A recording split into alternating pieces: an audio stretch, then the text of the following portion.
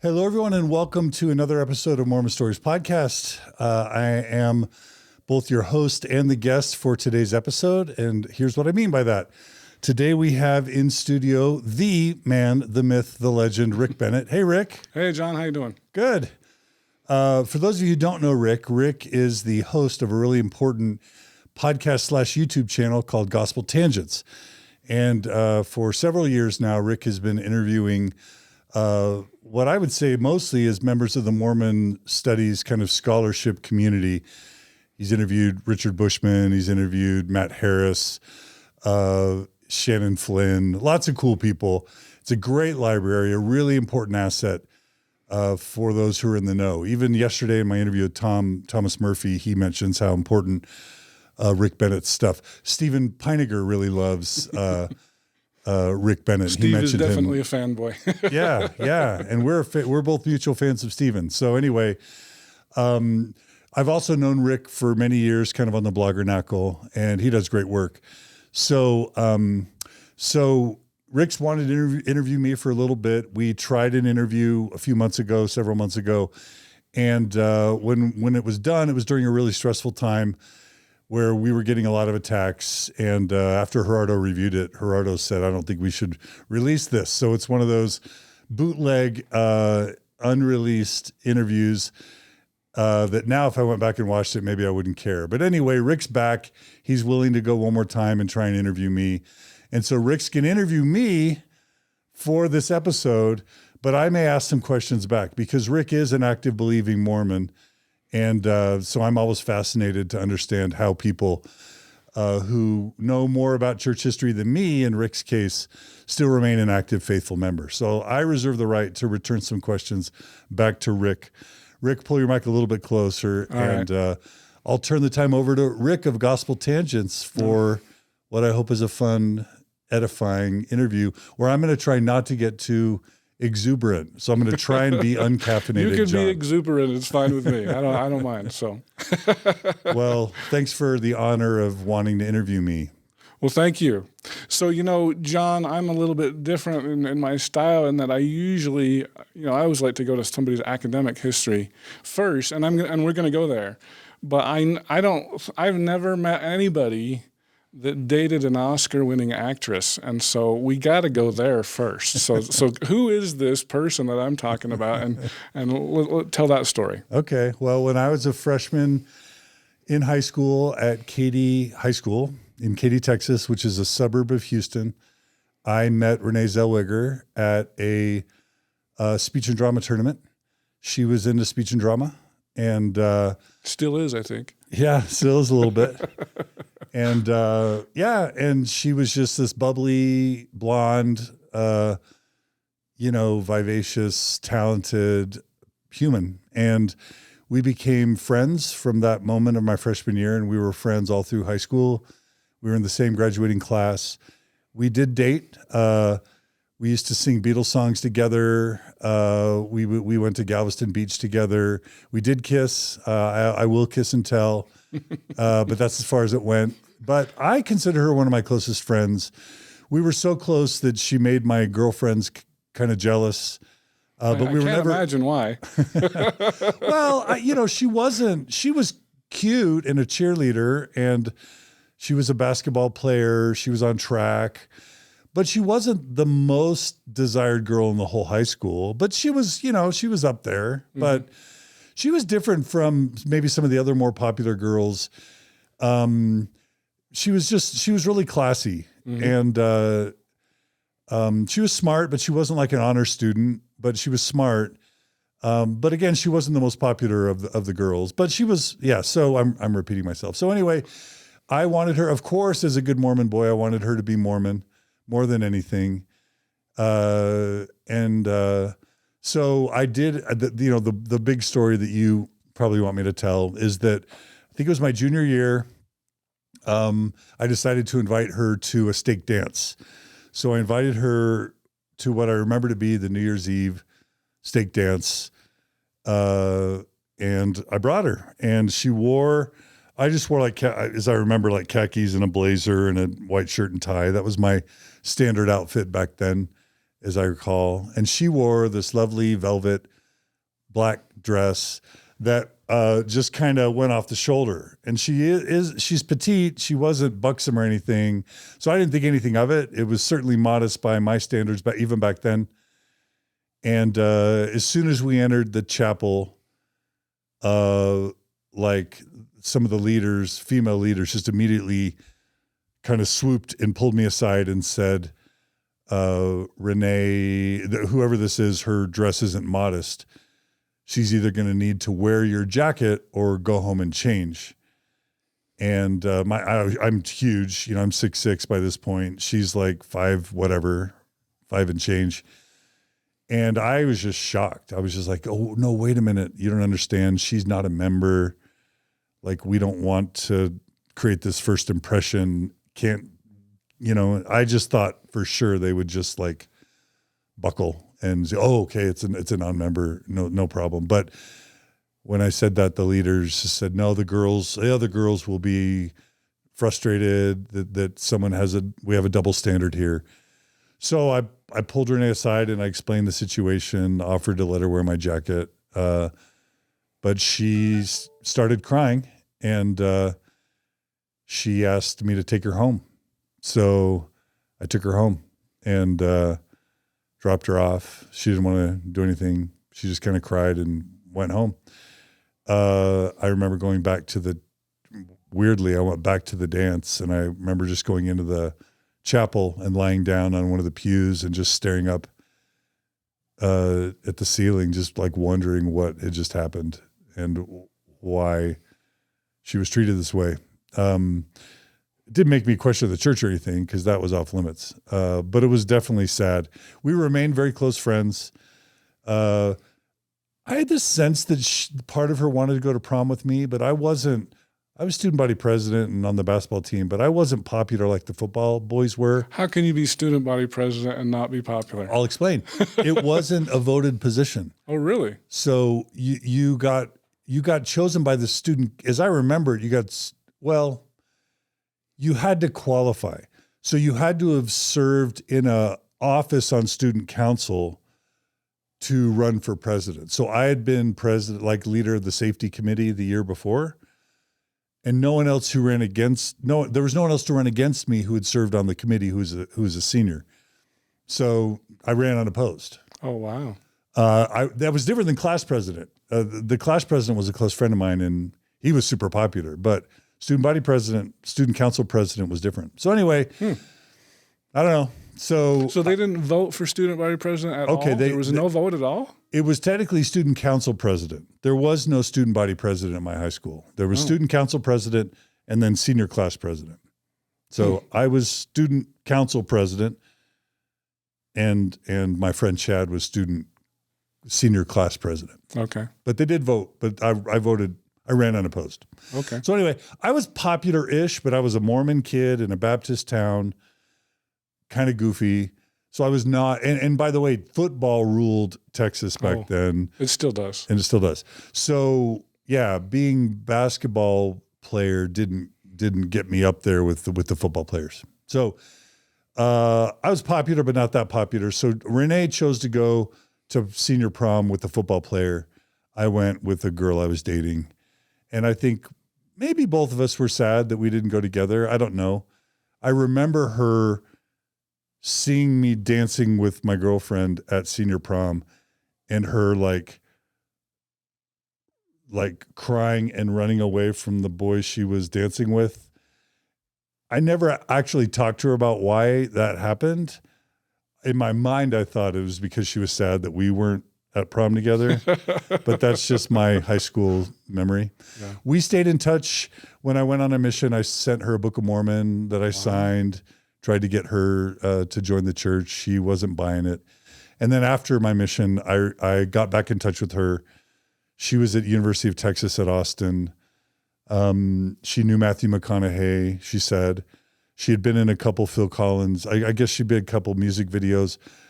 And she told me she was going to be an actress. And she invited me down to come hang out with her. Her boyfriend had just died by suicide. He was South African Jewish. That's just what I remember, which was interesting. But I was afraid to go see her because I was afraid I would break the law of chastity if I was with her and there was a spark there.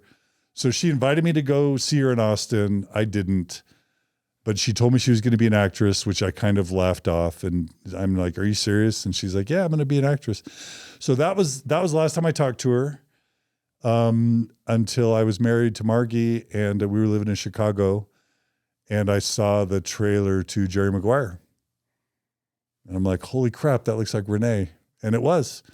And I don't even know that I've tried to reach out to her since she became famous. She's never reached out to me.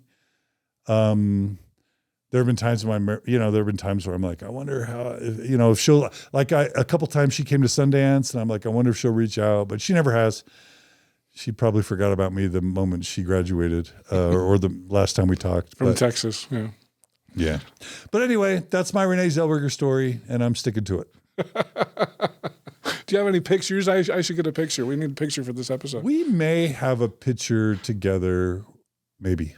Yeah. Yeah. I'd love to see that if I could. Yeah.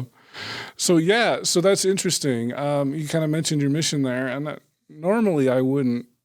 I don't usually talk about people's missions, but you have quite a mission story. I think it was in one of your very first episodes of Mormon Stories, like 15 years ago. Mm-hmm. And so there's probably a lot of people who haven't heard that story. And talk about your mission to Guatemala. Yeah. So I I didn't ever try alcohol in high school. I didn't try smoking. I didn't try drugs. Like I was a virgin when I graduated, and I was seminary president and like really into church. So I was really Orthodox, I believe. In my mind, I was really faithful and got called to Guatemala and did 2 months in the MTC under Pinniger. I think it was Rex Pinniger. Ed Pinniger, right, yeah. 88 to 90. I was under Durant, so I was just before me. You, yeah. Yeah. So Ed Pinniger, Guatemala City North Mission. And long story short, went to Guatemala and immediately noticed that we were baptizing people that probably didn't have any business getting baptized, drunk people, people with Down syndrome, people who didn't have all the discussions, people who hadn't been to church. And there were some companionships that were starting to baptize 10, 20, 30 a month. And there was one zone in particular, the La Laguna zone, where the zone leaders had over 40 baptisms in a month. And the zone had like over 100 baptisms in a month with like 4 or 5 companionships. So several of the companionships had like 20, 30 baptisms in a month. And I'm like, there's only 30 days in a month. How do you have 40 baptisms in a month? And the whole zone's doing it? So I talked to a friend who was in that zone, and he's like, "Oh yeah, dude, it's crazy. Like, we'll goof off all week long. We'll swim. We'll go to movies. It's a party. But then on Saturdays, we'll go to a soccer field, gather as many, young poor children as we can. We'll go to the poorest area of town, play a soccer match with as many young kids as we can, and then we'll invite them all back to the chapel to cool off.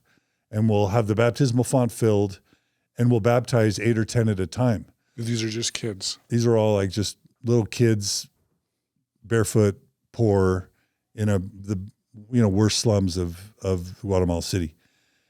Zone 15, La Laguna. So, and he even told me that like kids were doing cannonballs in the baptismal font because there'd be no leadership at the baptism. The missionaries had the key to the chapel, and they would just baptize like 10 at a time or more. There was no service. There was no talk about baptism, the Holy Ghost. No, I mean, they may have done all that, but there was certainly no ward mission leader there, no bishop, no primary president, no parents. There were no discussions. No signed consent form. No consent. No. These are just kids that are 8 to 7. They actually baptized 7-year-olds. Oh wow. From what I remember. So yeah, but then the mission president loved it. Gordon Romney was my mission president. And and he loved it. He made those zone leaders APs. And then they would travel around the mission and teach these techniques to other missions. So early in my mission, I talked to President Romney about it because I was a flecha, an arrow, like I was an obedient missionary. And it seemed like a perversion of God's holy ordinances. So I talked to Gordon Romney about it, and he's like, Elder, don't worry. He said that once they, when we even if we just give them a Book of Mormon, that then there'll be a Book of Mormon in their home. But once they're baptized and have the gift of the Holy Ghost, even if they fall inactive, it will give them a spiritual leg up for the rest of their lives. If they have the gift of the Holy Ghost, that may awaken later. And I'll never forget this. He ended by saying, and even if they are never active again, we won't have to do their work for them, when they're dead. They will have had their work done. So I'm just like, and I'd been taught exact obedience by Elder Pinniger, and that was the way the mission worked. And so I just, okay, I guess that's the way it's done. I didn't do that ever on my mission. Like that felt wrong to me, but I just, and I was just a few months into my mission at the time. So he made me a branch president and a zone leader early on. And, I was branch president twice and zone leader for most of my mission. But towards the end, we had a month where the mission president made a goal that every companionship would have a baptism in the month. And because we had a really good month before, the pipeline in my zone was kind of down. And so we got to the end of the month, and there were 2 companionships in my zone, a zone leader, that didn't have a baptism yet. So I got a call from President Romney. He seemed disappointed, and he told me the night before, fill up your baptismal fonts in the 2 areas, Freihannes and one other area. Fill up the baptismal font. The APs are going to come pick you up tomorrow morning, and they're going to show you how real leaders in the mission manage their zones. So he picks me up. They pick me up in their Toyota 4Runner, Frontrunner, whatever it was, Land Cruiser, I don't remember.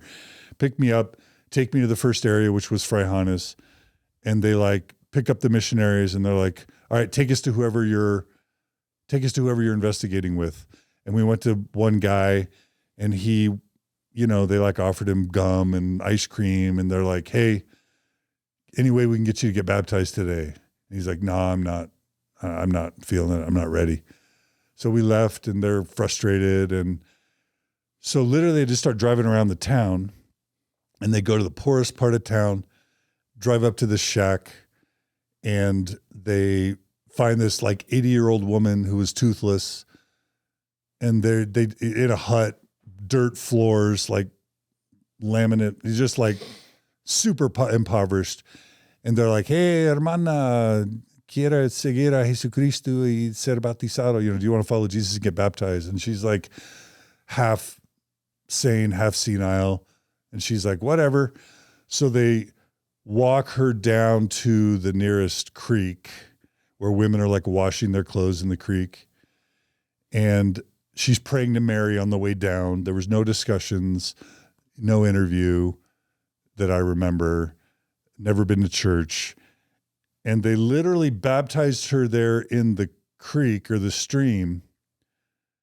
And then they said to the missionaries, hey, can you make sure and confirm her with the gift of the Holy Ghost? We have to get to the next area.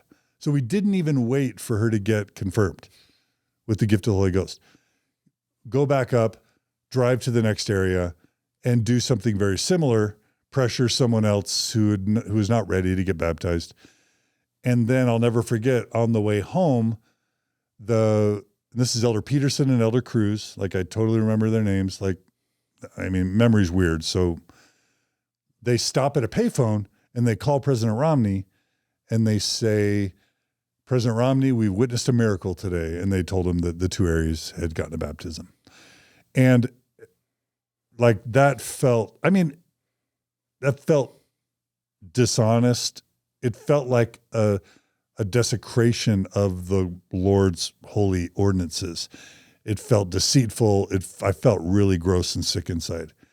So at the next zone leader conference where all the zone leaders would come receive instruction, I had my interview with President Romney, and I told him what had happened because in my mind, kind of naively, he would never be okay with this if he knew. Right. So I told him, and weirdly, he started yelling at me, telling me that I was kicking against the pricks, that I was opposing priesthood leadership, and that if I ever did something like that again, he would demote me. And because this is the second time I brought it up to him. Mm-hmm. And then even though my companion had more time in the area than I did, I was transferred to Uspantan Quiche, which was like, as I remember, like a 5-hour bus ride to the nearest telephone and like an 11-hour bus ride to the mission home. And I was banished basically for questioning my priesthood leadership. And it was there, I'd had asthma problems. It turned out I was allergic to dust mites in Guatemala. So I had been in areas that were less dirty before, and the president knew this, sends me the dirtiest, filthiest, one of the dirtiest, filthiest areas in the mission. He knew that you had asthma? Oh yeah, for sure. Yeah. Oh, wow. Yeah. Sends me to one of the dirtiest, filthiest areas in the mission. Uspantan Quiche. Look it up. Like it's, and it wasn't even a telephone in the town. Imagine, this is 1990, no telephone. Right. And I got so sick that I called him after a month and I just said, I can't breathe here. And he says, come home, come back to the mission home. So I get on the bus, come back to the mission home. And the next day he had me on a plane flight home, sent me home. And there was only 4 months to go on my mission. So I was kind of confused, but I interpreted that as him wanting to get rid of me because I was questioning. And by that point, we were the second highest baptizing mission in the world. According to my president, the only other mission that had more baptisms than us was the Chile Viña del Mar mission, which had over 1,000. And I just think he didn't want me ruining per month. Yeah, 1,000 per month. And I think he didn't want me ruining his good thing. So I got sent home honorably. They offered me a release 4 months early. And I'm like, I'm not ending my mission 4 months early. So I asked them to reassign me. They reassigned me to the Arizona Tempe mission. And I served my last 4 months there. They made me his own leader immediately when I arrived. So there was no question about my worthiness. He must have not spoke ill about me, which I was grateful for. And I served the last 4 months over the Spanish-speaking missionaries in the Arizona Tempe mission. And you were zone leader again, is that right? Yeah, I was zone leader over the Spanish-speaking missionaries. Gilbert, Chandler, Tempe, Queens Creek, kind of that area. And I actually, while I was there, Doral Woolsey was the mission president. He had just been called as a general authority or an area authority to go work in the Philippines. And so I told him everything that happened to me, thinking that President Romney was just rogue. So he said, well, he'll deal with it. He'll go report it to church headquarters.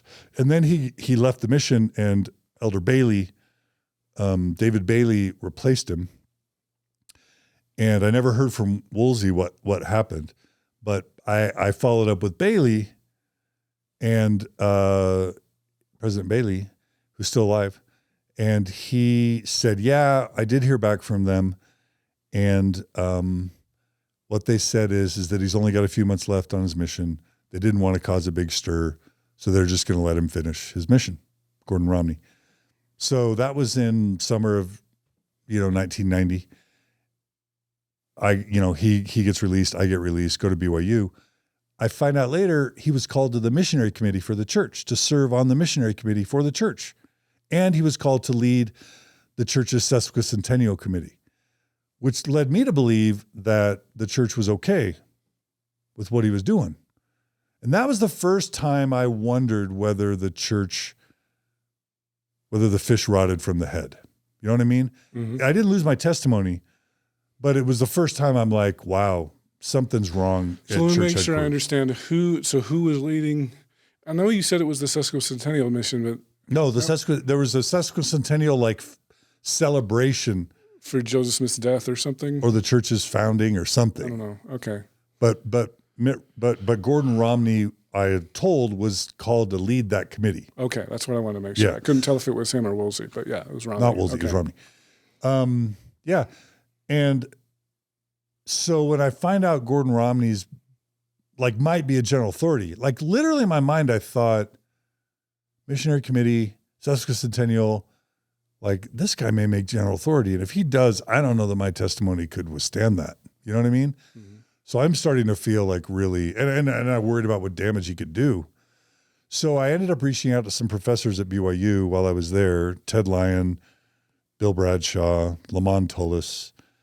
And I just like told them the situation. And they're like, it was Lamont Tullis who said, I think, I'm friends with Elder Oaks. Because Lamont Tullis, interestingly, was part of the committee that Leonard Arrington selected to write that set of books in the 70s. In the 70s that Richard Bushmann ended up writing Joseph Smith and the Beginnings of Early Mormonism for. Lamont Tullis was asked to write the book on the history of the church in Latin America because Lamont Tullis had served, I guess, his mission in Latin America. He was a political science professor, Harvard guy, brilliant. Maybe still alive, I don't know. He said, I know Elder Oaks for whatever reason. I'd be willing to put a cover letter on a letter you wrote to Elder Oaks. Because I was thinking about going to Nightline or I wanted to be heard about this because I literally took the gospel so seriously. I felt like it was an abomination, again, to the Lord's holy ordinances. Mm-hmm. So if the church was going to just blow it off, I was going to do whatever I could to like make the church fix this problem before Gordon Romney was made a general authority. So I wrote a big letter, Bill Bradshaw, Ted Lyon, who was the son of T. Edgar Lyon, who was an important church historian back in the day. And Lamont Tullis all reviewed my letter. I think it was Lamont Tullis who put the cover letter on it, sent it to Elder Oaks. And then while I was doing Washington seminar for BYU back in DC, doing a congressional internship on Capitol Hill, I was like in my apartment and I got a call and it was literally church headquarters. Can you hold for Elder Oaks, please? Wow. And Elder Oaks called me and I talked to Elder Oaks and he asked me a bunch of questions. He asked me if I was still active. He asked me if my memory is that he asked me if I still had an active temple recommend, which I did. I was still worthy. I was a faithful, member at BYU, didn't mess around. And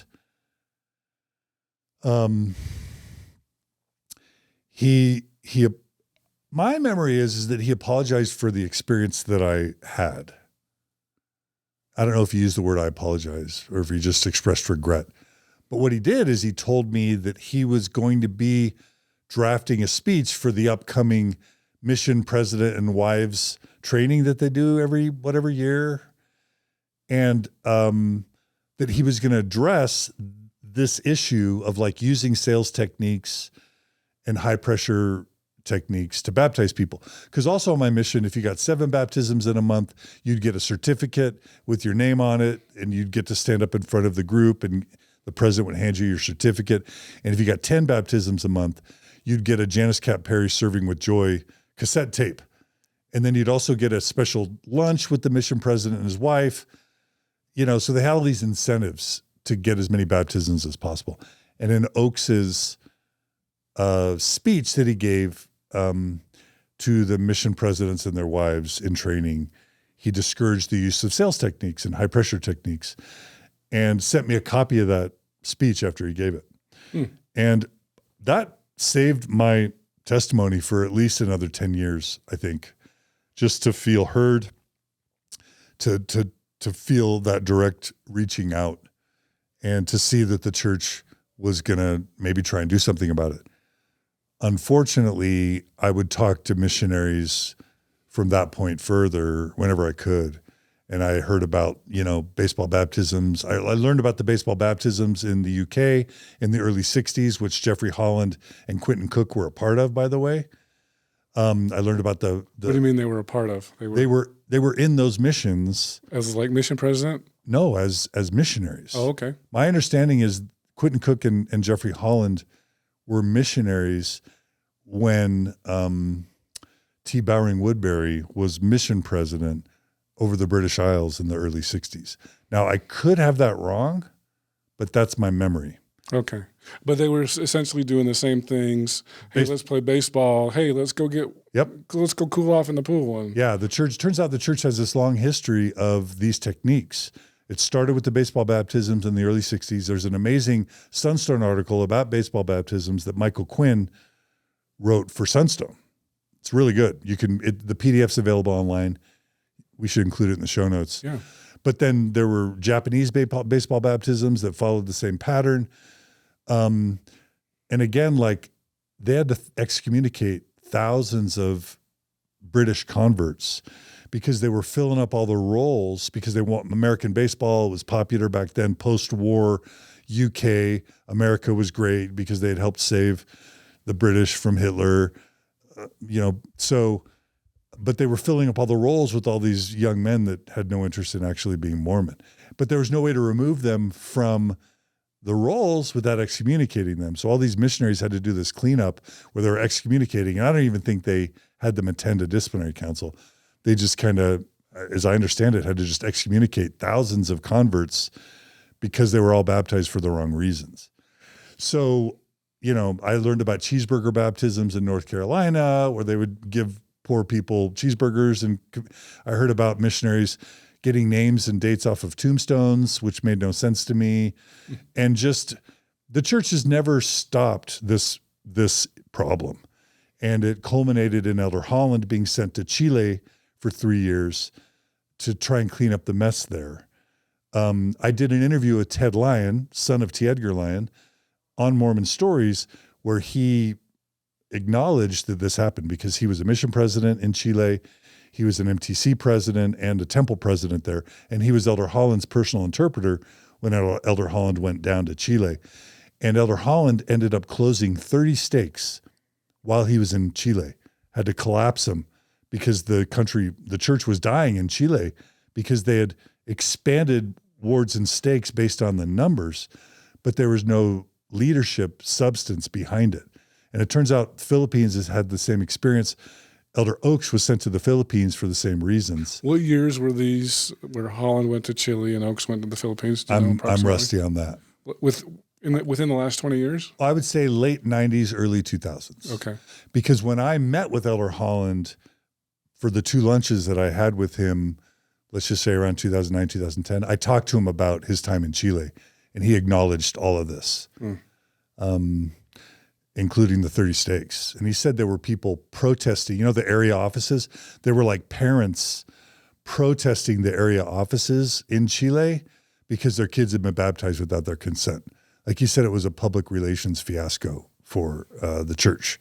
And just the vitality of the wards and the units and the members there. So that's a lot. You asked, that's a big question. But anyway. I knew it was. Yeah. But that, I can't, that was the beginning of my real questioning about the church, was just to see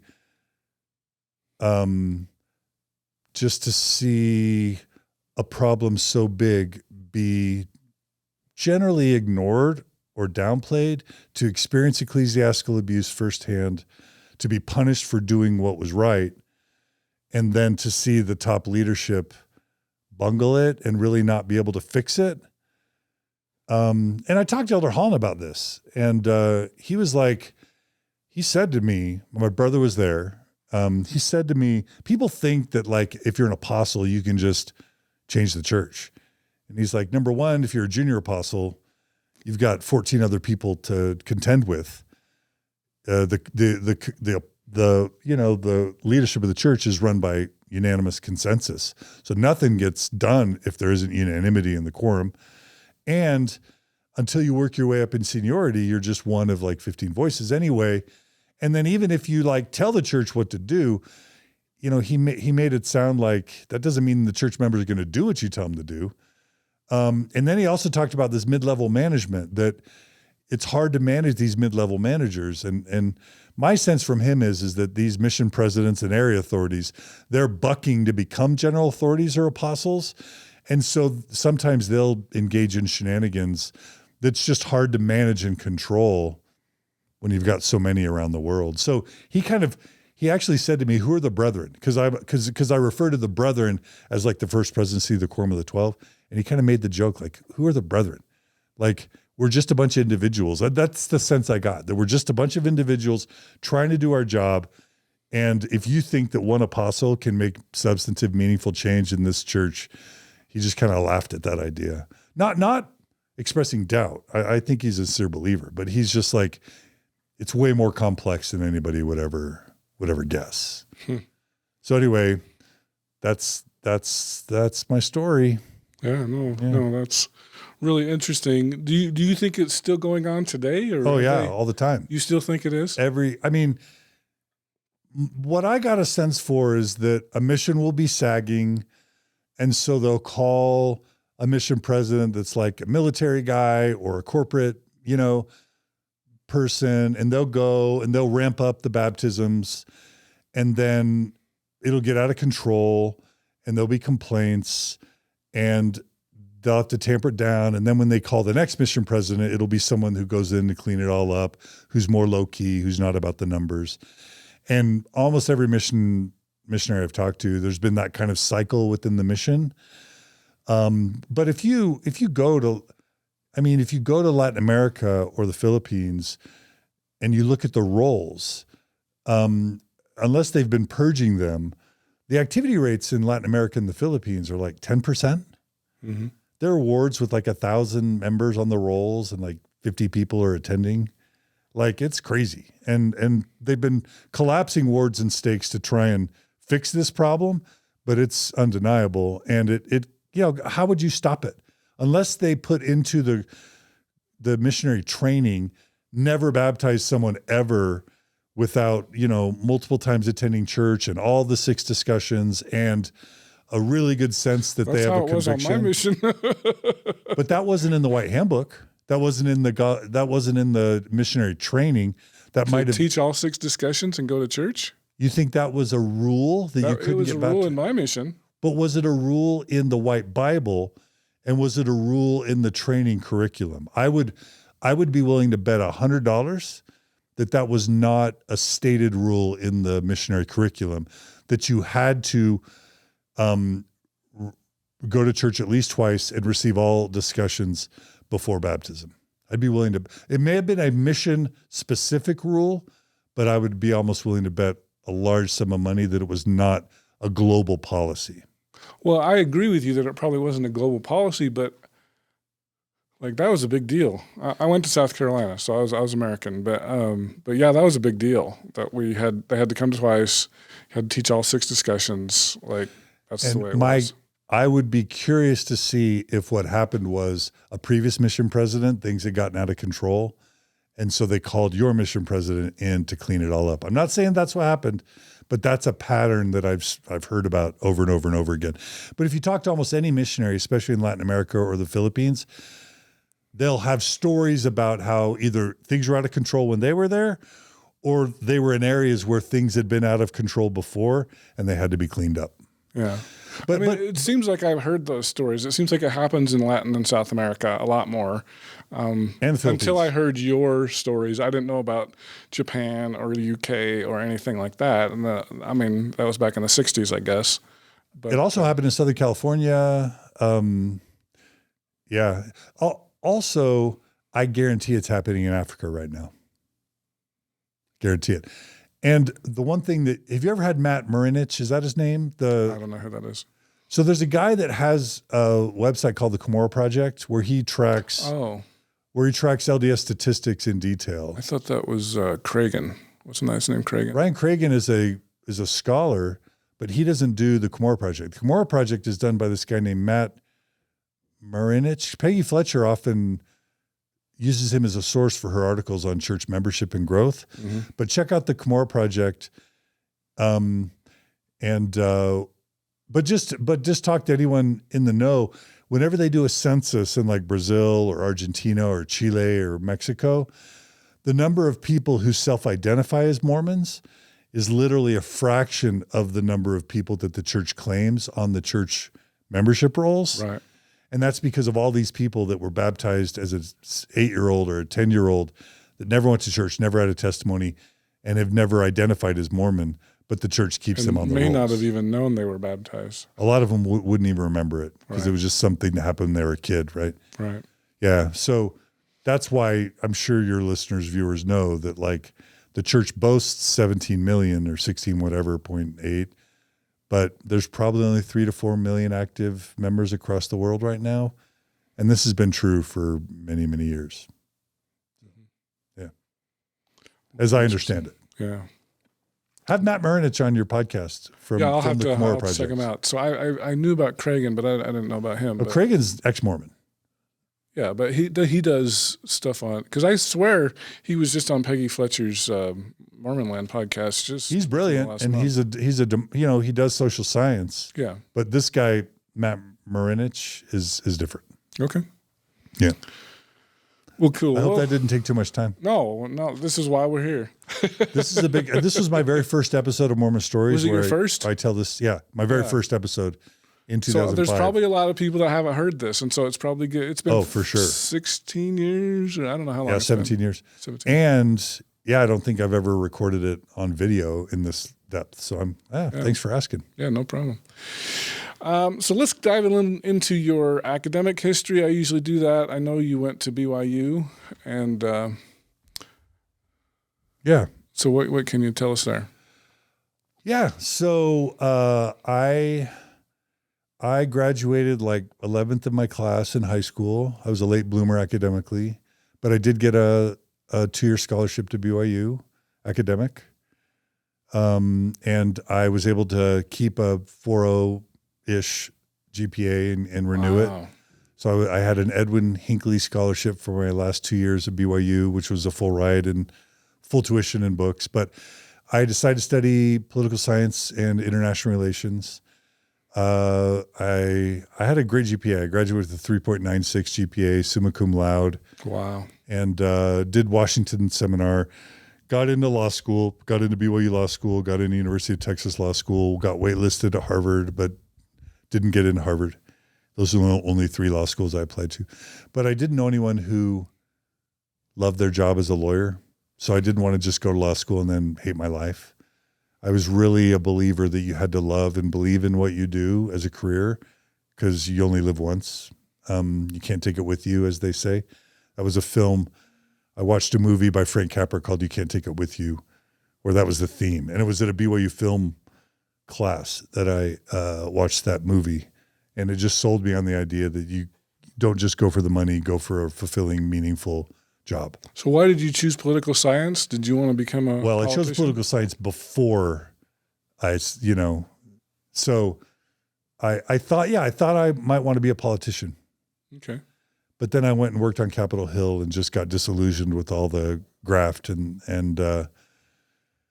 with all the special interests and the way congressmen could be bought off, and I was just disillusioned. So that was after you graduated from BYU? That what? That you started working on Capitol No, Hill? it was during Washington seminar between my junior and senior year. Oh, okay. Which was the same time Elder Oaks called me. Oh, okay. Yeah. Interesting. But it was there that I was stuck with my degree because I couldn't go back at that point.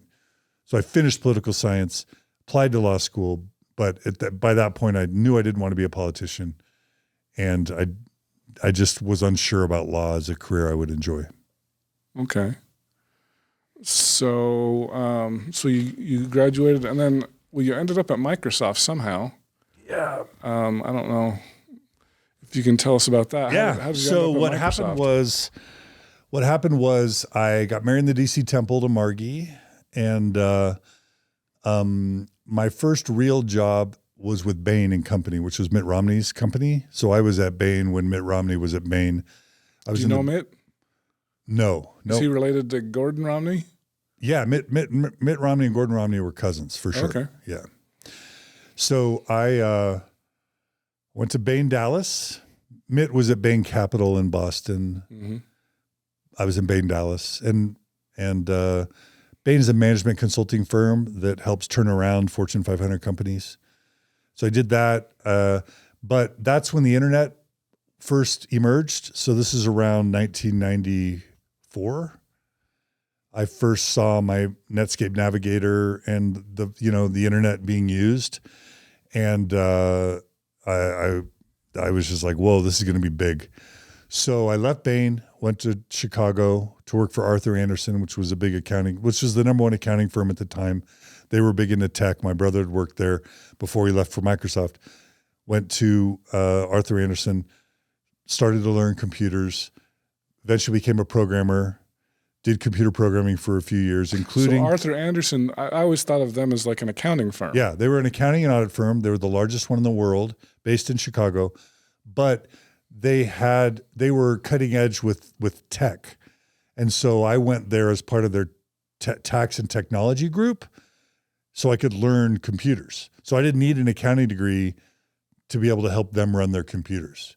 So it was just like a boot camp. It was like a tech boot camp. So they just trained you to become a programmer, essentially? No, they trained me to be like a IT systems guy. And then I left after only a year. And then I joined a tech consulting firm called Parian, where I taught myself to program. I mean, there was so much of a demand for programmers that you could literally like bring a programming book to work, set it there on the table, ask them what they needed, and you could like learn on the job studying the manual and programming. And I did some self-study, took some exams, got hired on Parian as a computer programmer in Chicago, and just started programming. And you just taught yourself how to program. Yeah. What did you use? I'm just curious. I'm a computer science guy, so. So what programs? Yeah. Okay. So I started doing Visual Basic for applications. Okay. I know a little Visual Basic. VBA. So that I did that in Excel and in Access. So Same here. So I learned Access as my database, VBA as my programming language, and then I learned Visual Basic 4. And then slowly I learned SQL Server so I could do enterprise backend. Because Access wasn't big enough. Yeah, exactly. Yep. And I love Access to this day. I still use it to do my donor statements at the end of the year. So I was a VB SQL Server programmer for the most part. Okay. I did that. Sorry, we got a little nerdy there, but I love it. No, I love it. I love it. I'm sorry to the audience. They're probably like, what are they talking about? No, there's always somebody that's like, I love VB, or I do client server programming. Did that for a couple of years. One thing that people always like to hear the story of is that after I worked at Parian for a bit, we wanted to move back to Salt Lake. So we, like around 96, 97, we moved here to Salt Lake in Cottonwood Heights, and I got a job at church headquarters. Oh. So I worked 1 year at church headquarters during their Y2K initiative. Oh, I remember that. They were converting data ease. These are DOS-based databases, data ease databases into Access databases. And because I had programming with Access, they brought me on. Right. And the coolest thing I did for the year I worked at the church was I worked on a general authority candidate tracking system where in Access, they had a database where they would track mission presidents, temple presidents, and stake presidents. And whenever area authorities or general authorities would go out in state conferences to interview all these people, they needed kind of like a knowledge management system to track the progress of these potential general authority candidates over time. So they'd ask them questions about their financial situation. Did they have any debt? How was their wife? How were their kids? Were there any members of the family that had mental illness? And other impressions. And they would track these candidates for general authority until they selected them. So that was the coolest thing. I think Greg Brown was working in the area office in the presidency of the 70 office at the time. And that was my coolest assignment while I was at church headquarters. And so if somebody had mental illness in their family, they were disqualified? Well, I can't say how the final decision was made. I'm sure nepotism was highly involved in that decision. But that was a factor. Mm-hmm. Yeah. Wow. I mean, you can imagine if there's a family member who would be very embarrassing to the church, once this person started rising in the ranks of leadership, they would want to screen for that. Like a Billy Carter with Jim. Yeah, exactly. Like Billy Carter. Yeah. Yeah. Like a wife with a drug addiction or an alcohol addiction, whatever, right? Huh. A gay son. Right. Heaven forbid. Well, that's not a problem anymore, is it? I mean, we've come a long way. Any other insights into your year at the church there? No, I mean, it was just super bureaucratic. Nice people. It was super inefficient and bureaucratic. Super inefficient. It was there that I got hold. I wish I had this information. It was there because of my experience on my mission. I wanted to know what the activity rates were for the church. And because I did some consulting for like the building construction department in the church for constructing chapels, I was able to get the data for total membership per ward or branch, and then active membership per ward or branch in the church. And I imported all that into Excel or Access, and I crunched the numbers, and I found like a 1/3 activity rate globally back then. And, at the time I would never have shared that. I didn't want to violate confidentiality. So I don't have that data, and I didn't publish it. But that's when I was like, whoa, it really is what I thought. It really is around 1/3. So 1/3 of the people the church claim are active. 1/3 of the members that the church claims are actually active. And I think it was only 1/3 of those were temple recommend holders. So anyway, that was interesting. Interesting. So your brother used to work at the church, right? Did he help you get that job, and does he still work at the church? So he had nothing to do with me getting the job for the church because he was at Microsoft at the time. Okay. So I worked at the church before he did. Oh, interesting. But while he was at Microsoft, he helped me find leads to apply. It took me 7 times to get hired, 7 formal interviews over multiple years to get hired at Microsoft. This is the time where if you got hired at Microsoft, you get stock options, and within 5 years, you'd be a millionaire. That's what happened. Mm-hmm. So it was really hard, really competitive to get in. So it took me 7 tries, but eventually I got in around 97, 98, I got hired at Microsoft while my brother Joel had been there for several years. So that's when we moved to Seattle, left working for the church, and I did 7 years at Microsoft in Redmond. And you got stock options and you're a millionaire now?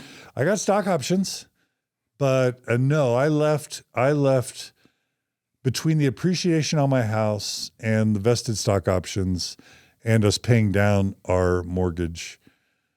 I left Microsoft with like $240,000, and we used that to buy our house in Logan with cash so that we wouldn't have a mortgage. Wow. So nice. Because Microsoft was a great career, I met Bill Gates twice. I presented on stage with Steve Ballmer, the CEO, who now is the owner of the Clippers. Right. Had a really rapid ascent. I did demos, technical support for the sales force, speech writing for executives, and then business management for VPs. But I was always depressed inside because I had my faith crisis at Microsoft while I was teaching seminary for the church in my Issaquah ward. And I just got super depressed. So for the last 3 or 4 years of my time at Microsoft, I was like unshaven, wore Birkenstocks. Wow. Like just depressed because I studied, the Seminary Institute manuals. That's where it started. Got Church History in the Fullness of Times, that dark green manual, and learned a bunch of stuff, and that was troubling. So then I read Bushmann's book, Joseph Smith and the Beginnings of Early Mormonism. I read about Leonard Arrington and Lowell Benyon. And then eventually I went to Michael Quinn, and, I read Simon Southerton, Losing the Lost Tribe. Eugene England and Lowell Benyon biographies. Then eventually I read Fawn Brody, No Man Knows My History. And that's what kind of, that and Bushmann's book. It was the 1-2 punch. It was Fawn Brody's No Man Knows My History, but then Bushmann's book confirming basically all the stuff that I read in No Man Knows My History, knowing that he had been was a patriarch and a stake president and a faithful Mormon, I could always discredit Brody as having an axe to grind and as not being credible. But once I paired Bushmann's confirmation with Brody's history, it's like, well, this is true. He was a folk magic treasure digger and he was a polygamist and he lied about it. And one of my friends named Paul at Microsoft introduced the term polyandry to me because I thought it was the polygamy that was disturbing. But he's like, have you ever heard of the polyandry? And I'm like, what's that? Because this is back in 2001, 2002. There's no podcasts. There's no Facebook. There's no Instagram. There's no CES letter. There's just books. There's not even a website. It's like Sunstone barely had a website. And all it did was release like the September 6th anniversary videos. And even Sunstones weren't online yet. So there's no, how would you learn about the church except through books? And none of the books mention the word polyandry, by the way, that I'm aware of. I thought Rough Stone Rolling did, but I think it Rough Stone Rolling came years later. So I'm talking about 2000, 2001. Okay. I think Rough Stone Rolling was released in 2004, 2005. Okay. But does the word polyandry appear in Rough Stone Rolling? I'm not sure. I think it does. It might. It's been a long time since I read it, and I mean that was it was really troubling to me. I'll tell you that. So. Yeah. So, but it doesn't appear like Joseph Smith in the beginnings of early Mormonism, because it was part of that Leonard Arrington series. It only covered like pre-Joseph Smith's ministry to like the founding of the church. So it didn't talk about polygamy at all. So there wasn't Rough Stone Rolling yet. So, but you were bothered by the treasure digging in Joseph Smith and the beginnings of Mormonism. I was bothered by it all. I was bothered by the treasure digging, the peepstone in the hat. I was bothered by the Kirtland Bank scandal, by Mountain Meadows massacre, and the fact that the church would teach about Hans Mill in its curriculum, but I could never find any teachings about the Mountain Meadows back then. So I'm like, why would you make us feel sorry for you with Hans Mill massacre, but never take ownership of Mountain Meadows? That's just my memory of how the church handled those types of things. But then I was troubled by the polygamy, by the cover-up, by learning what actually happened at Carthage jail, where Joseph Smith was basically killed for lying and for his polygamy, and just the whole like head of the Nauvoo Legion and like marching soldiers into neighboring towns, and the way he manipulated the political parties in Illinois and kind of deceived them, and was just kind of, and then the Council of 50 and the Danites, all that stuff was just like, this guy was crazy. This guy was completely out of control. He lost his marbles, and he's like cheating on his wife, calling it polygamy from God and lying about it to almost everybody. And I just couldn't square that with, and I never. So you felt this way back in the late 90s? Early 2000s. Or early 2000s? Yeah, for sure. Yeah, for sure. I mean, I just remember when you started Mormon Stories, it seemed like you were a lot more neutral, but you were pretty much disbeliever. Okay, you're raising a really important point. So let me go back. The thing is, I don't want us to take where you are today and then say that's how I was in 2000 or whatever. I'm trying to get your mindset. This is a really useful line of questioning. And there's some ethical stuff there that I always had to kind of struggle with. So let me go back. So while I was at BYU, the September 6th were excommunicated. So I was at BYU in the fall of 93. Mm-hmm. And I was there. I went to a press conference held by Paul Toscano and several others, like at a local hotel there in Provo, where they're like doing a press conference about their excommunication. So you're still in college. You're a political science major. Yeah. One thing I didn't mention is that you're still a believer.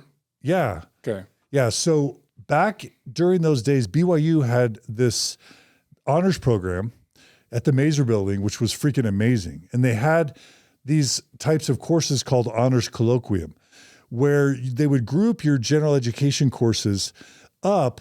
And what you would do is you would sign up for Honors Colloquium that was a 6-hour credit hour commitment each semester for a full year.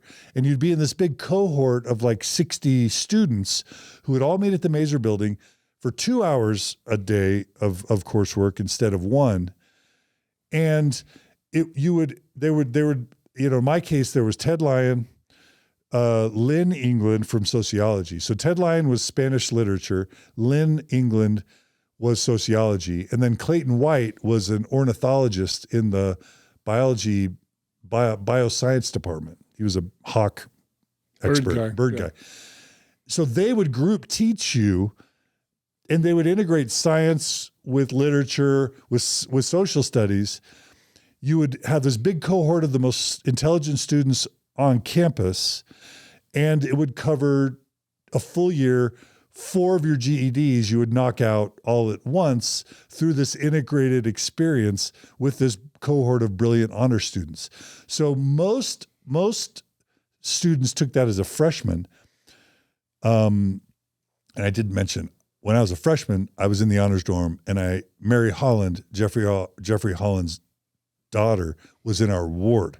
So I got to date Mary Holland as a freshman at BYU. Wow. And I got to play tennis with Elder Holland once because Mary set up a tennis match, and I beat him like 6-0. It was kind of but he had just ruptured his Achilles and was healing from that. So, I mean, but I did play tennis with Elder Holland once, and I did date his daughter, Mary.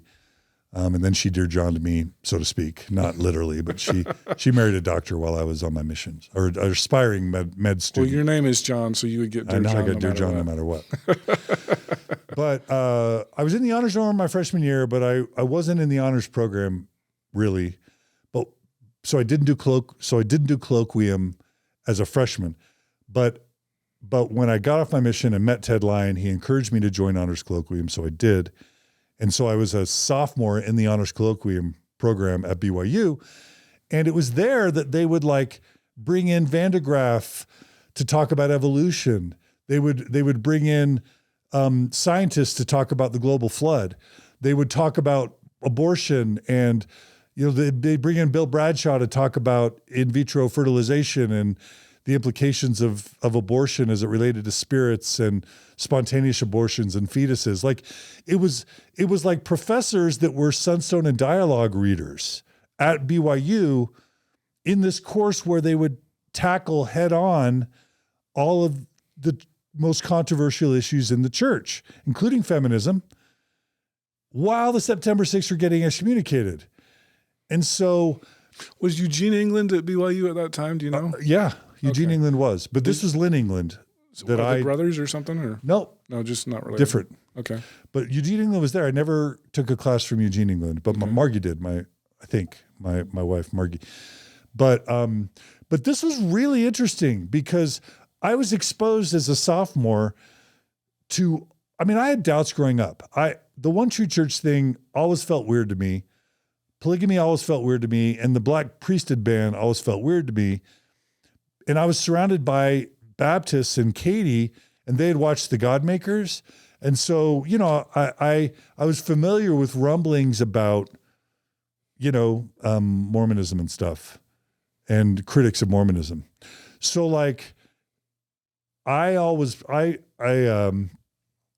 the Book of Mormon cover to cover as a junior in high school, prayed, did follow Moroni's promise, and I never got the answer. I actually prayed twice that night or morning, and never got the witness that my seminary teacher sort of promised me that I'd get. And I struggled with that. So even up through the MTC, I couldn't say that I knew the church was true. I believed it was true. I loved it. I was obedient to it.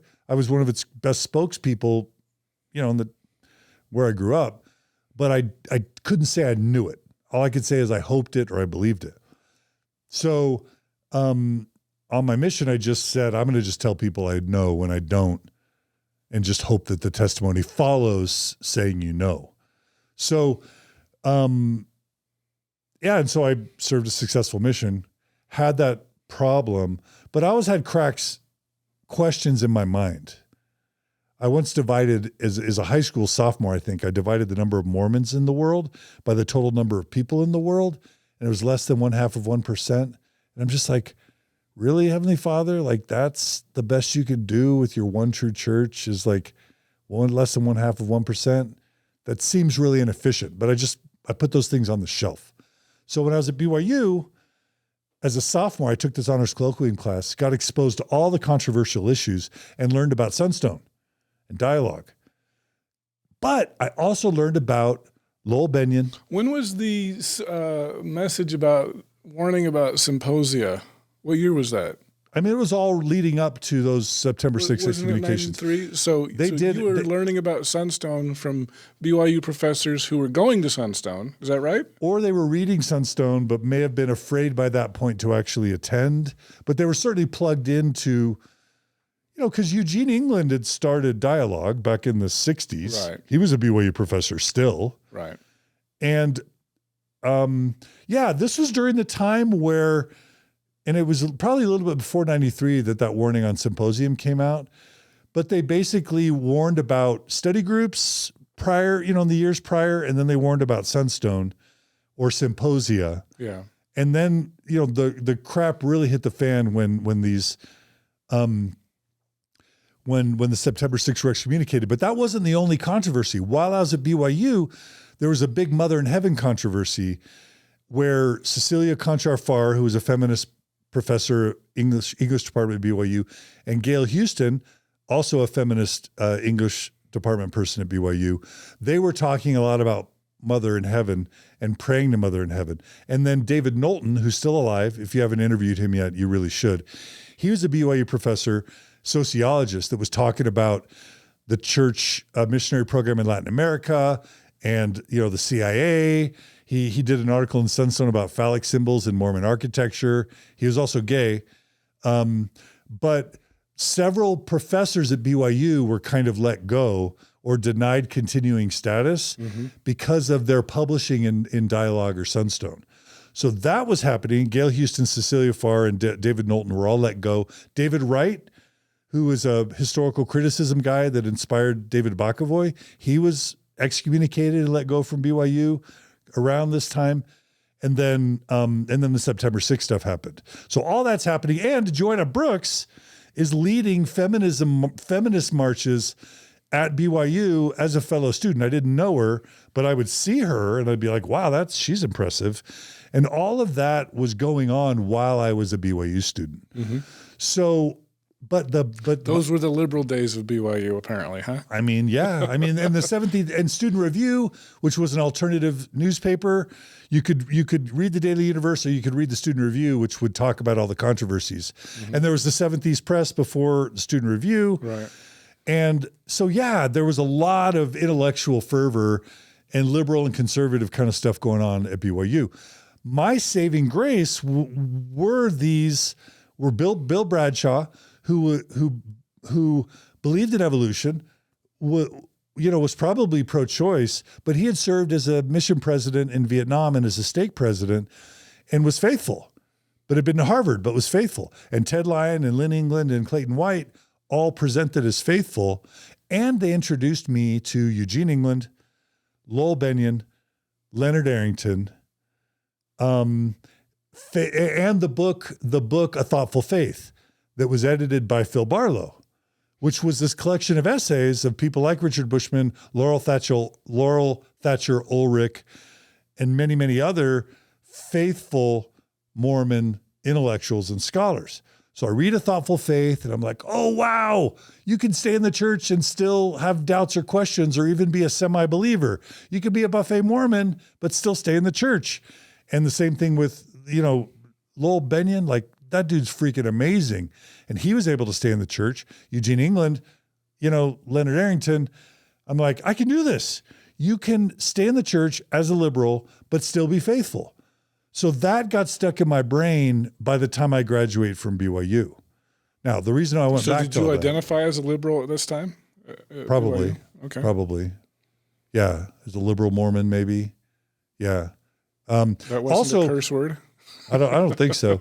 The other really important essay that I was introduced to was Richard Paul. It's spelled Pole, but it's pronounced Paul. Yeah, his essay, What the Church Means to People Like Me. And he introduced this concept of a Liahona Mormon versus an Iron Rod Mormon in the essay. And Iron Rod Mormon is like a closed-minded, dogmatic, Orthodox Mormon that closes their eyes, holds onto the rod, and does what they're told, believes what they're told. A Liahona Mormon is somebody that, the Liahona only worked when you asked it questions and it would respond, but it took faith and you didn't know where you were going to go and you had to use your own thinking and process. And so the essay introduces this idea of you can be a liberal progressive Mormon and you don't have to believe everything or follow everything. And that just blew my mind open because I had not been raised that way. So, and then Eugene England had this essay, What the Church Means to People Like Me, where he talked about the church being good. Like it's a place where you can practice Christianity. And the ward setting is a place where you can express Christianity, and the flaws are the bugs are features, because you learn to be a better Christian by all the imperfections in the church. And it was this type of liberal, progressive Christianity, Mormonism, that I was inoculated with as a BYU student, such that so I leave in 93, go to Bain, go to Perrion, work for the church, end up at Microsoft, lose my faith fully, right? Because you were a seminary teacher. Yeah. And early morning, that sucks, right? You're more of an early morning person than me, I think. Yeah. Oh yeah. I get up at 4 or 5 most of the time without an alarm clock. Wow. But so a year and a half into my seminary, I lose my faith fully. This time it was fully, because I didn't know all the stuff. I learned all that Sunstone-y stuff, but I didn't really learn about the stone in the hat. I didn't learn about the polyandry. I didn't learn about Joseph Smith lying. Like, I didn't know all the details about it because I'd never read No Man Knows My History. I had only seen Hugh Nibley's pamphlet, No Ma'am, That's Not History, mocking No Man Knows My History. And I thought, well, that's dangerous. I can't read that. That's apostate kind of stuff. So I was okay with Sunstone and Dialogue, not okay with Farm Brody. Fast forward to my time at Microsoft, lost my faith fully, but then Leonard Arrington, Lowell Benyon, and Eugene England were there to catch me. And even though it was a dark night of the soul for me, I thought, no, but let's keep the spirit of Lowell Benyon, Eugene England, let's keep the spirit of them alive. And so I wrestled for a few years trying to figure out what to do. And then I said, I'm going to leave Microsoft. I'm going to quit this dream job, making a couple $100,000 a year, stock options, no Bill Gates, rising, I'm not trying to brag, rising star in the company in many ways. I'm going to leave it all behind, because life isn't worth living if you don't love and believe in what you do. And I'm not getting fulfillment helping Microsoft sell more boxes of software. This is my calling. And I don't know how I'm going to help be a solution to this problem, but I'm going to do my best. And at the time, 2004, iPods were like in beta. I'm not talking about iPhones. I'm talking about iPods. Right. Like, I'm not even sure the first iPod had really come out yet. Bluetooth hadn't really been implemented. And certainly podcasts were not a thing. So I leave in 2004. I get a job at Utah State in a PhD program where I could work with MIT. And I started in this field called instructional technology that tried to marry education with technology. But I got to work with MIT, so I'm like, this seems like a cool landing spot to try and figure out what my next steps would be to help solve this faith crisis problem. Because at Microsoft, I had met a lot of Mormons who were closet non-believers at Microsoft who were gay, but they didn't want to tell their spouse, or they got caught masturbating by their spouse and now were like in the doghouse, or they lost their faith, but they couldn't tell anyone. And they were all like depressed and broken or divorced from faith crisis stuff, all at Microsoft. And I'm like, there's no help for these people. And I'm struggling. And it's just unacceptable that the church has no support for people like me, for people like my friends at Microsoft. And so I left Microsoft, came to Logan, got in a PhD program, went in instructional technology. And during that first year, 2004 to 2005, I attended my first Sunstone. Dan Witherspoon was the executive director. And I met the dialogue crowd. And I discovered the bloggernacle. So right then in 2004, I discovered... what was on the bloggernacle back then? There wasn't much, was there? No, there was Times and Seasons. Okay. And Feminist Mormon Housewives around then, and By Common Consent, and Millennial Star. So there were like at least 4 prominent blogs that's where all the action was happening. That, plus there was a internet forum called New Order Mormon that was basically advocating for what's called a middle way, where you could be a non-believer or a buffet Mormon, but still stay faithful. It was called New Order Mormon. I'm super bummed that website doesn't exist anymore. So you could go on there and chat with all these people that are making the church work, even though they don't believe anymore. And then there were some there was the ex-Mormon forum by that point, exmormon.org. It's probably still around. And then there was like Zion City Limits or ZLMB, View from the Foyer. There were these other forums. They're like chat forums, bulletin boards, where you would have these really in-depth arguments by text about the church and its history and its truth claims and current events. So between the bulletin boards and forums, the blog and the blogs, there was a lot, and Sunstone, there was like this rich Mormon intellectual discourse that I got introduced to in 2004. And I went to Dan Witherspoon and I'm like, dude, you need to get with the internet because the internet's going to be big. And at some point he brought me on, they made me executive director of Sunstone. And I created a Sunstone podcast. You were the Lindsay Hansen Park of Sunstone? I was the Dan Witherspoon, Albert Peck, Peggy Fletcher Stack, Lindsay Hansen Park of Sunstone. Wow, I didn't realize that. Yeah, I was on the Sunstone board, and then they made me executive director.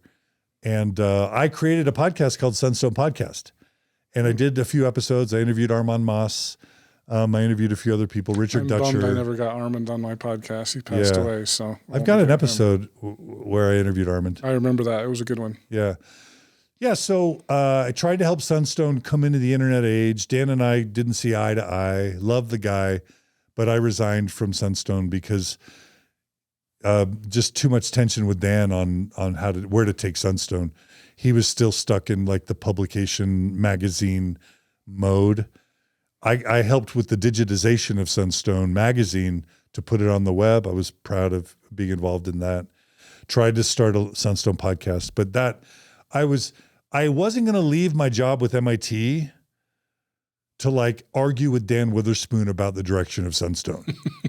So that's what's Sunstone was dying. Sunstone was dying. It was hemorrhaging. The magazine was losing subscriptions. They were tanking in revenue. And I wasn't going to risk leaving MIT to like have to pull Dan Witherspoon along. And I love Dan. He's a brilliant person, but I had to resign from that. So you were working at MIT, Massachusetts Institute of Technology, for those who don't know what that stands for, while living in Logan. Yep. And you started OpenCourseware, is that right? Yeah, I was the executive director of MIT's International OpenCourseware Consortium. We actually use that at Western Governors University, so I've used that. Fun. Yeah. You basically wrote the code for that, or no? What my job there? Well, I helped. Utah State had a team that built some software to support the releasing of course materials online for free. Right. But my role was director of the International Consortium. So I would go to universities in Japan and China and, in the United States and teach them about OpenCourseware and try and get them to commit to releasing their course materials online for free. And then to join the consortium where we would meet, once a year, every other year, twice a year, whatever, and try and grow a movement of universities sharing their education materials for free. So I got to go to Spain and Japan and China, all as the director of the Open Stories Courseware Initiative. And I was told Open Stories of the open. What'd I say? You said Open Stories. Yeah, Open Courseware Initiative. I was. I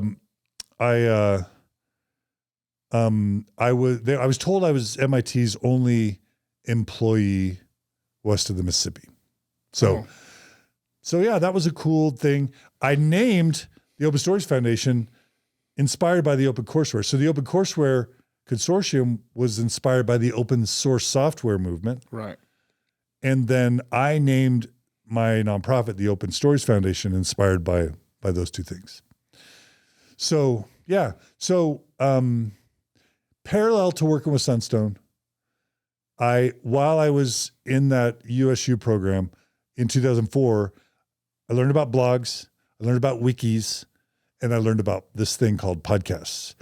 And I had an iPhone, or I had an iPod before iPhones even came out, and I downloaded iTunes. Was that contraband at Microsoft? I guess you were out of Microsoft by then. Yeah. Microsoft, Bill Gates wasn't a big fan of the internet back in the day, believe it or not. So Microsoft was resisting all this web stuff. Neither was Novell. Yeah. I was a big Novell guy. I don't know if you knew that, but. Oh yeah, of course. I worked for WordPerfect. I don't like WordPerfect, but I thought Novell had some amazing networking software. Well, I worked for WordPerfect after Novell had bought WordPerfect. Oh, okay. So I worked for that. Anyway, so in 2004, all the blogs are happening, wikis, but there were only a couple podcasts. There was one called Catholic Mormon. I remember that one. And there was one, Mike Norton had a podcast called The Church Is Not True. Very subtle named podcast with this person that he co-hosted with, this guy named Mike.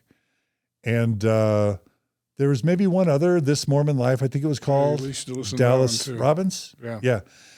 And I'm like, podcasting is going to be huge. You know what I mean? Did you start Mormon Matters before Mormon Stories? No, Mormon Stories was first. Oh, it was. Okay. Yeah. I almost named Mormon Stories A Thoughtful Faith.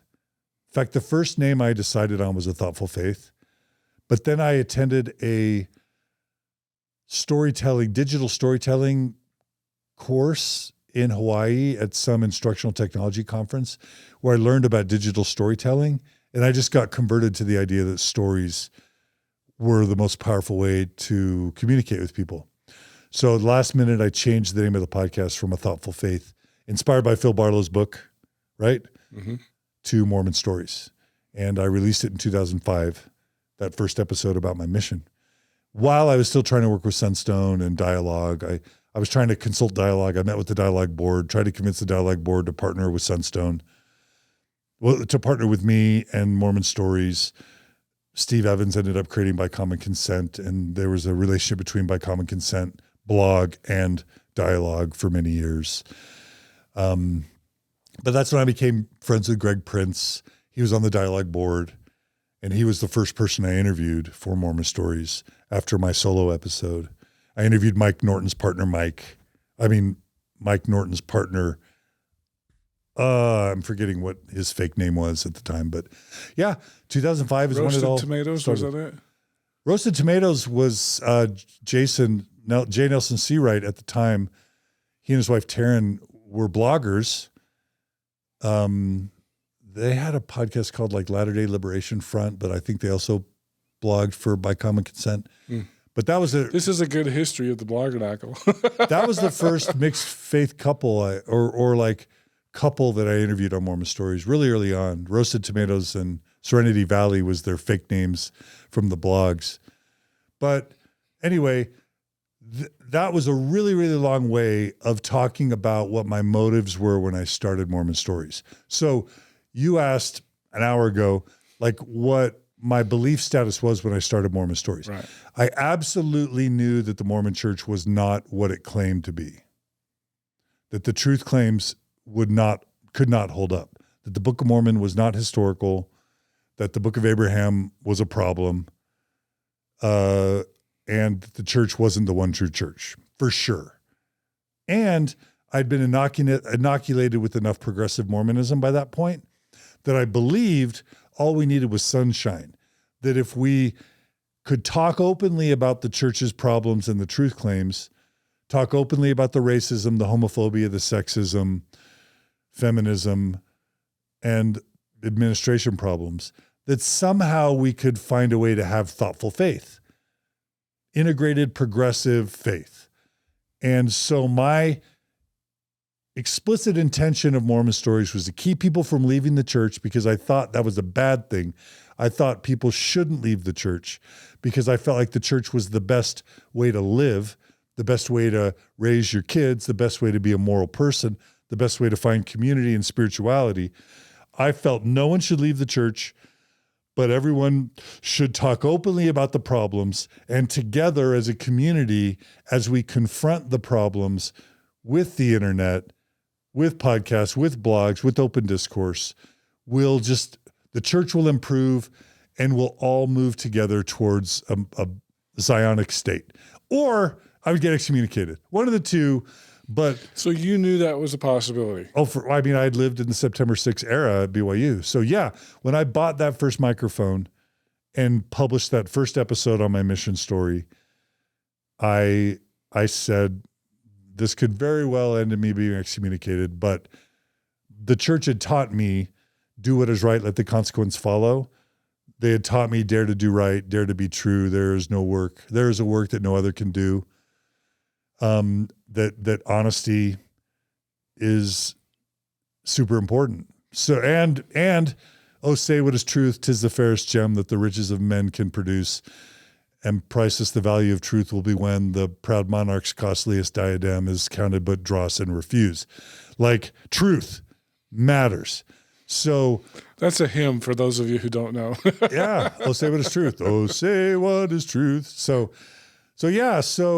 for me, I had learned too well that honesty and truth mattered. I'd seen the cover-ups on my mission. I'd seen a bunch of scholars be excommunicated unfairly. And I'm like, maybe this time with the internet, we'll try and experiment. We'll do faithful, thoughtful, honest discourse, transparent. And it was just an act of faith that the church would support that. If I worked really hard so I had a couple rules. Never criticize the brethren directly. So in the several first years of Mormon Stories, probably until 2013, you probably won't hear me criticizing the brethren a lot. And, you can discuss truth claims, but never like openly express disbelief about truth claims. So even early on, when my friend Paul interviewed me, the guy who introduced me to polyandry, he interviewed me on Mormon Stories, like episode 30 to 33. Even then I'm questioning the atonement a little bit. Like I'm questioning this idea that God had to kill his son, that sort of thing to make everything right. And that we needed a savior at all. But generally speaking, that was my motive. It was a naive, idealistic attempt at encouraging open, honest, thoughtful, transparent discord within Mormonism. And I knew that either the church would change in very positive ways or I'd be excommunicated. But at that point, truth mattered so much that, and I saw, by then I was aware of the LGBT problems. I had learned about Stuart Mattis and his death by suicide on the steps of of his local Mormon church building. Mm-hmm. I'd become an LGBT advocate by 2004, 2005. I had become a feminist. And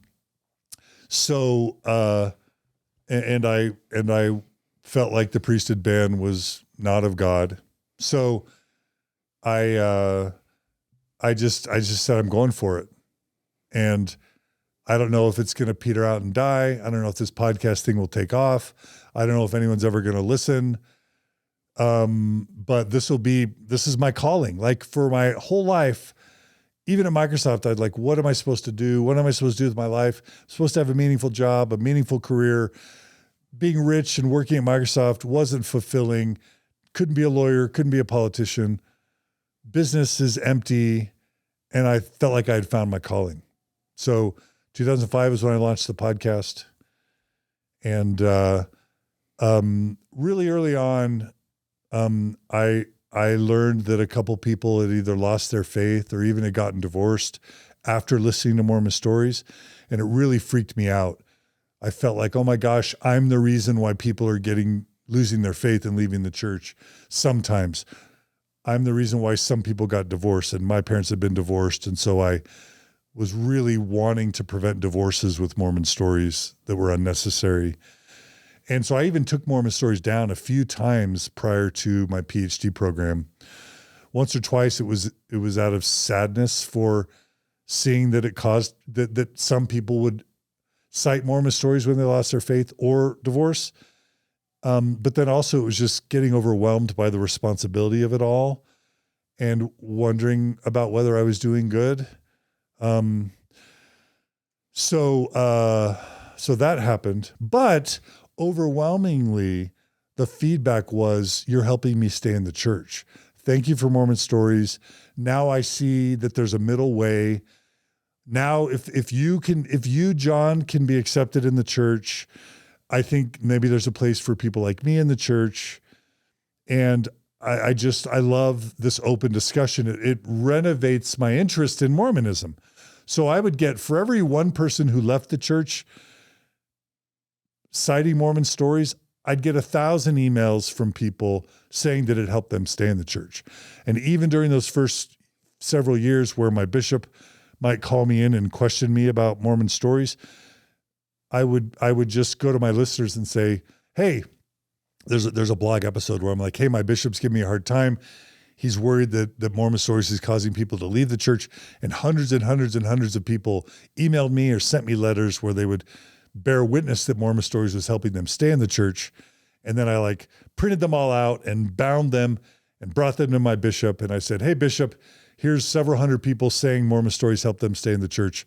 And he's like, all right, you got my blessing. You can keep doing Mormon Stories. So there were at least 2 formal inquiries by my bishop into whether or not Mormon Stories was an excommunicable offense prior to my ultimate excommunication, where I was exonerated.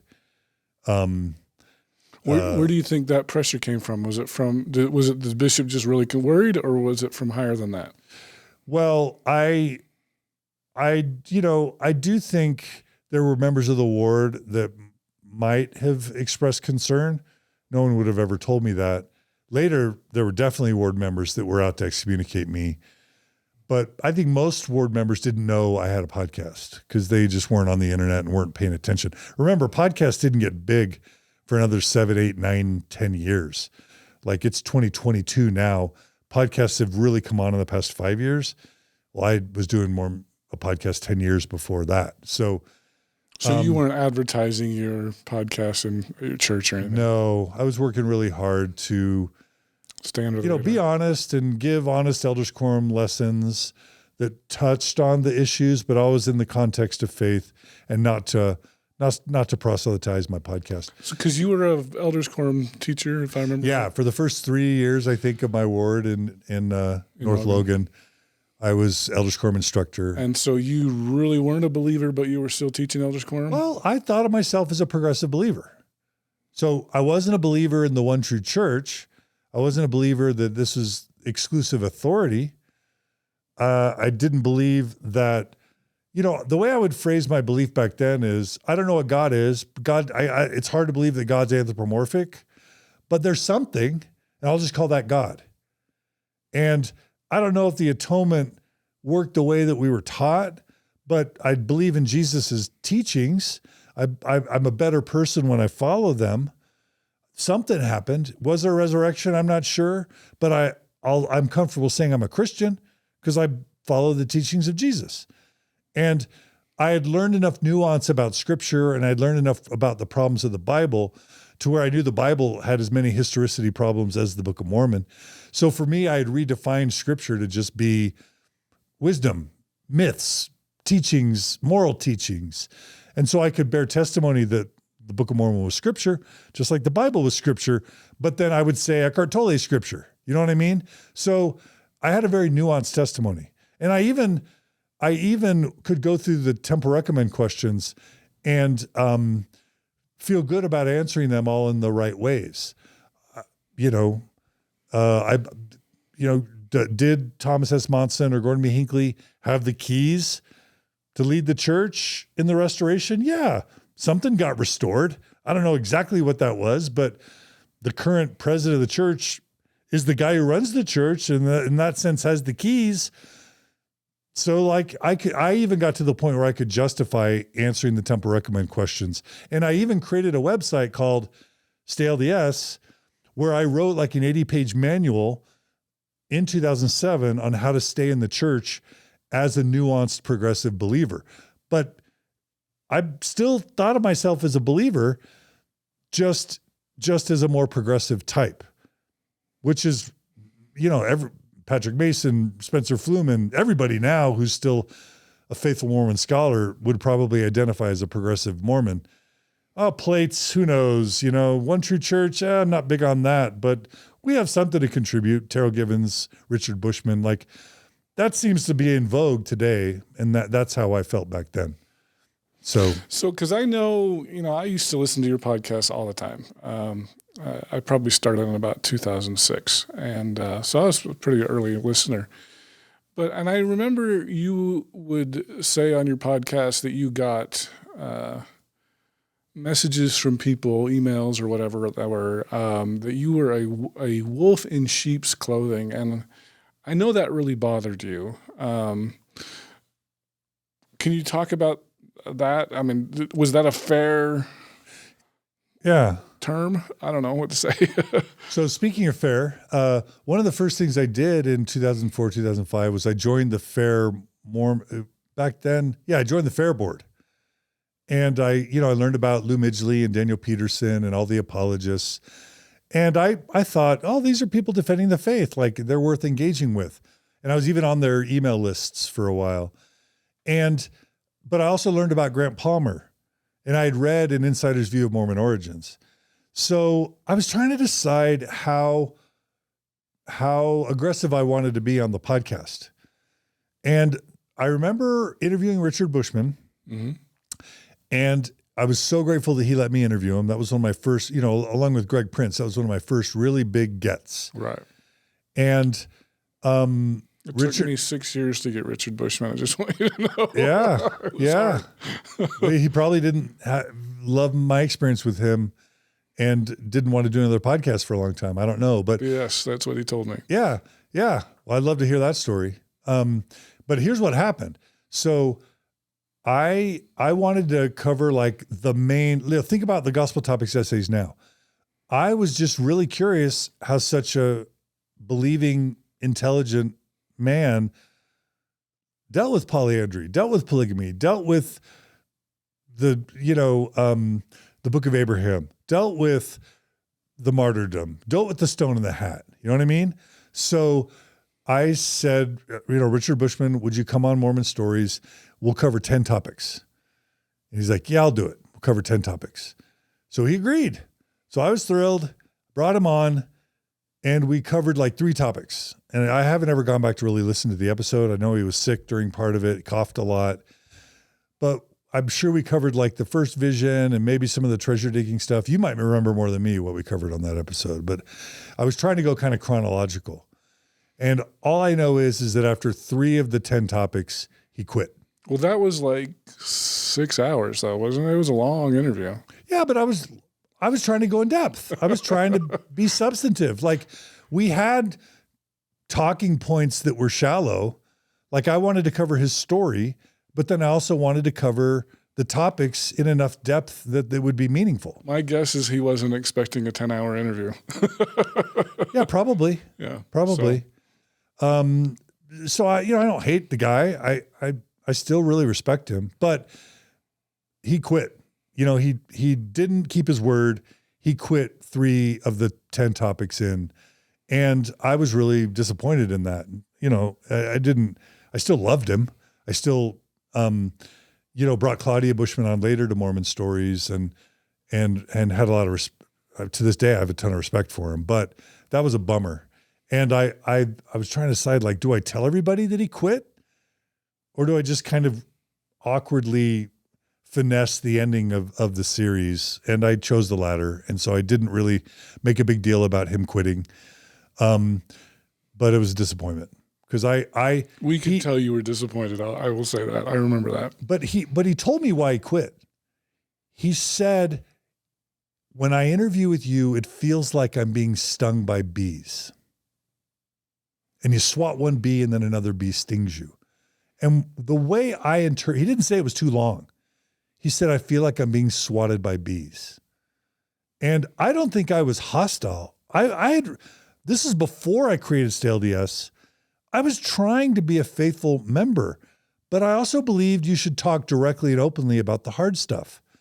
And I wasn't a fan of finesse.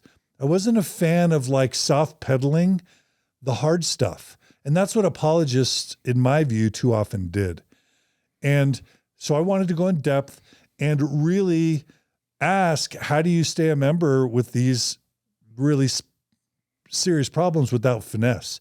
And I felt like he was uncomfortable with the level of scrutiny that I was putting him under, frankly. And I think that's why he quit. I don't think it was because of the time commitment. Personally, I think he was surprised by the length.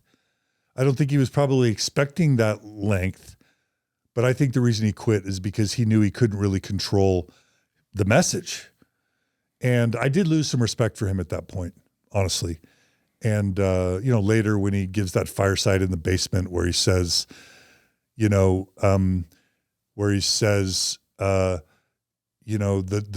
predominant historical narrative isn't sustainable because it isn't true. But then when it's made public that he says that, he backpedals again. I don't fault him for managing his political capital within the church. Everybody who's successful has to do that, including Terrell and Fiona Givens and Patrick Mason and Spencer Fluman and others. I get it. I was doing it. But I lost respect because I got this really clear sense that it's like, well, what we say privately is going to be different than what we say publicly. And I feel like that was the problem. The problem was that we weren't being open. And whether it was my parents' divorce and the secrets that led to that divorce, or mental illness that I saw in my family where everything was kept quiet and wasn't talked about, in my view, it was the silence that was the killer. It was the silence that was harming the church, and I was tired of it. So I did lose respect for Richard Bushmann, and I lost respect for Terrell and Fiona Givens when I found out that they were doing these private firesides where they would say one thing in private, but then in public they would say different things. And I've just I was never really a big fan of that kind of doublespeak, because I think it's what got us into that problem. So anyway, back to your question about apologists and critics and everything. After I interviewed Bushmann, I felt like I knew I couldn't interview Grant Palmer until I had interviewed Bushmann. So my memory is that I interviewed Bushmann before Palmer. I believe that's right. Yeah. But then I interviewed Grant Palmer because I felt like, let's get both sides. Like, we got to do both sides. We got to stop with the apologetics only. We got to hear what critics have to say. So I went to Grant Palmer's house. What a freaking legend. And he was willing to talk about the hard stuff honestly and openly, to the point of getting, disfellowshipped for it, right? And eventually he was threatened with excommunication. But he talked about the hard stuff in depth. His book, An Insider's View of Mormon Origins, was legendary. But it really pissed off Daniel Peterson and Louis Midgley and all those apologists that I would even give a platform to Grant Palmer. But that's a commitment I made on Mormon Stories that I've tried to live to this day. I'll bring on faithful people, but I'm also going to bring on apostates and critics. And it'll be a dialectic where we'll arrive at the truth and at wisdom by interviewing all sides of the spectrum. And I still think to this day, maybe your podcast is up there. It probably is, but I don't think anybody has worked harder to do more interviews from all sides of the spectrum. And that's one of the things I really value about Gospel Tangents, is because if anyone were to kind of challenge Mormon Stories in that regard, it would probably be you. Wow. Yeah. And I respect that. Can I turn that into a commercial? Yeah, you can. Yeah. Cause you've had Sandra on, right? Uh-huh. Yeah. Yeah. You've had Will Bagley. Yeah. Yeah. And Stephen Pinecker is following in that tradition as well. Mm-hmm. So Mormon Book Reviews, thumbs up. Gospel Tangents, thumbs up. And that's the way I think it should be. And but the church does have a strengthening the church member committee. I learned about that while I was at BYU.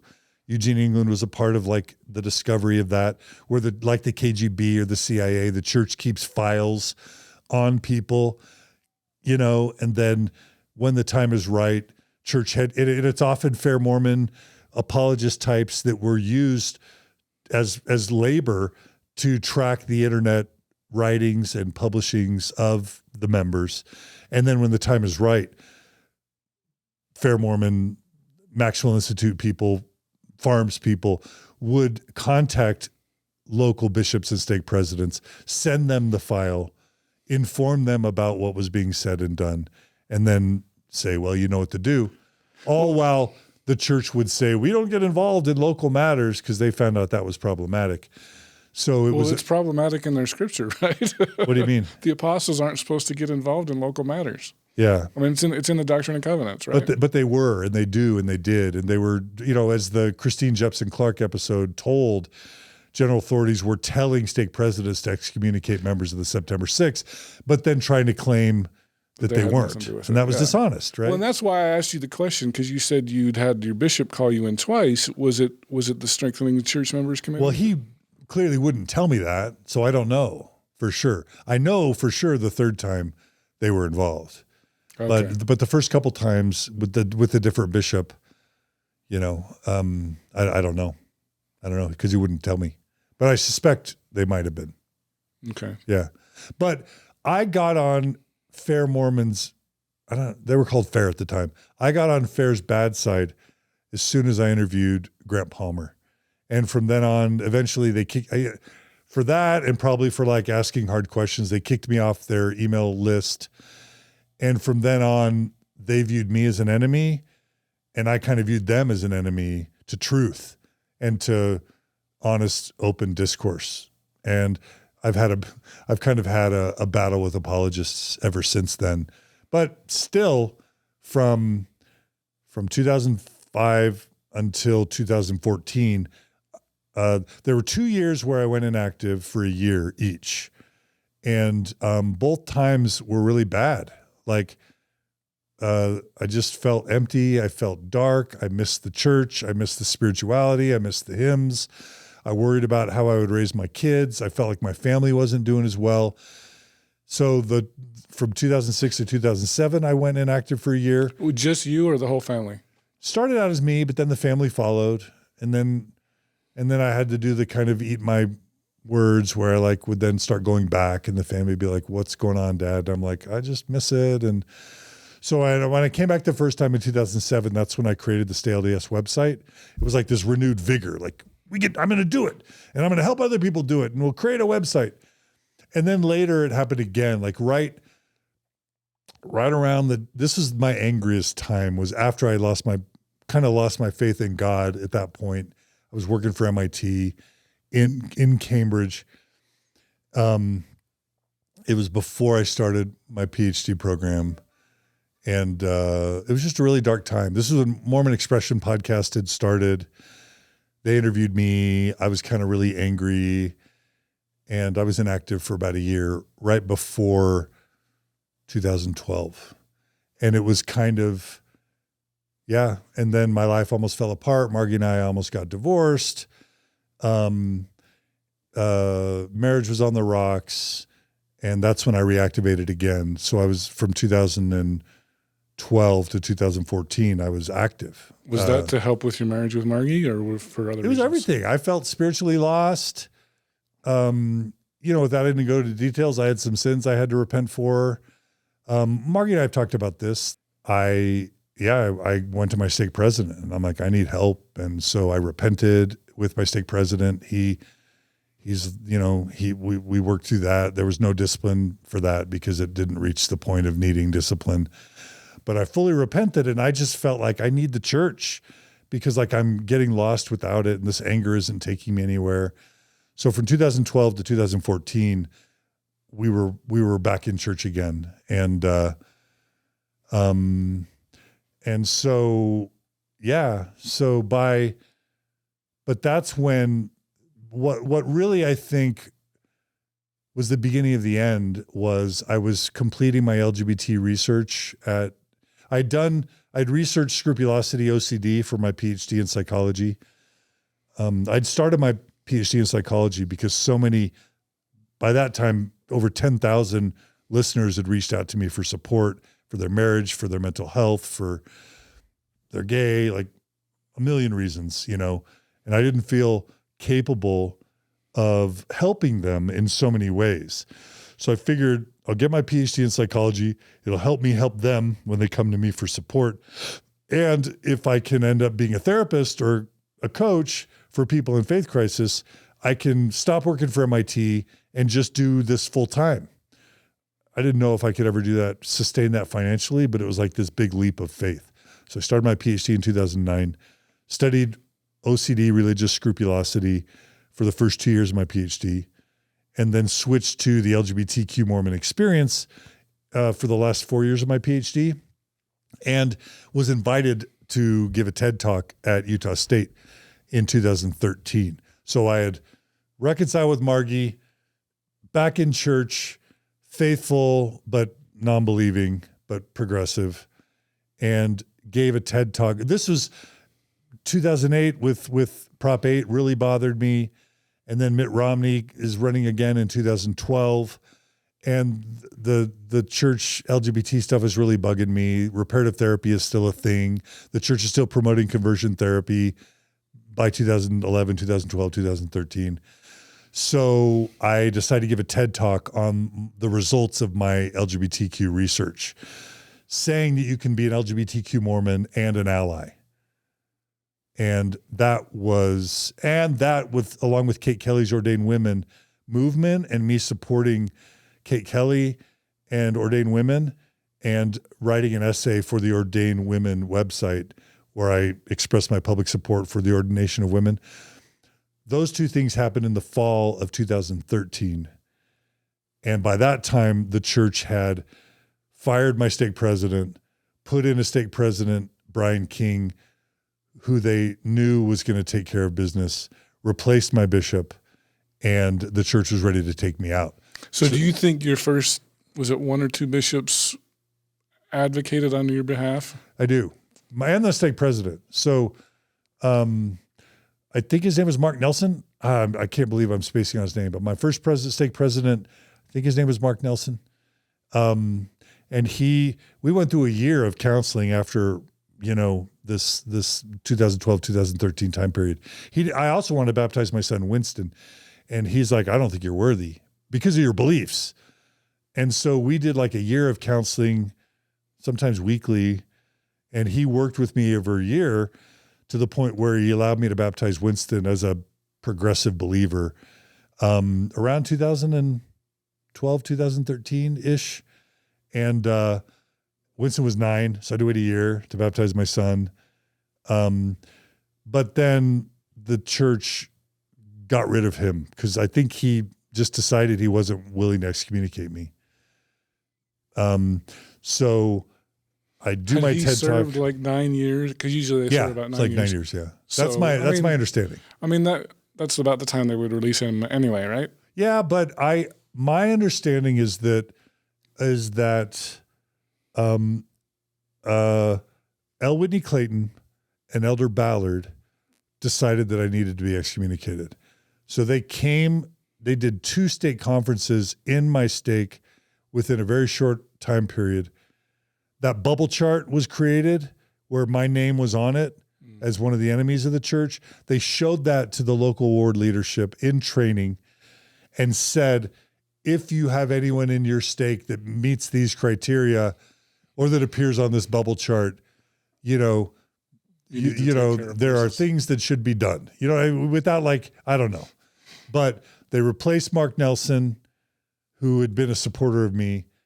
They replaced my bishop. They replaced the stake president after I gave my TED Talk and supported ordained women. And by January-ish of 2014, I was called in to my bishop's office by Brian Hunt and said, I'm starting an investigation on you because of your support of progressive movements within the church. And I'm like, what? And this is all audio recorded. You can listen to this audio recording. But what I remember is him basically saying it was my support of same-sex marriage and my support of the ordination of women, progressive initiatives. So Brian King was your bishop, is that right?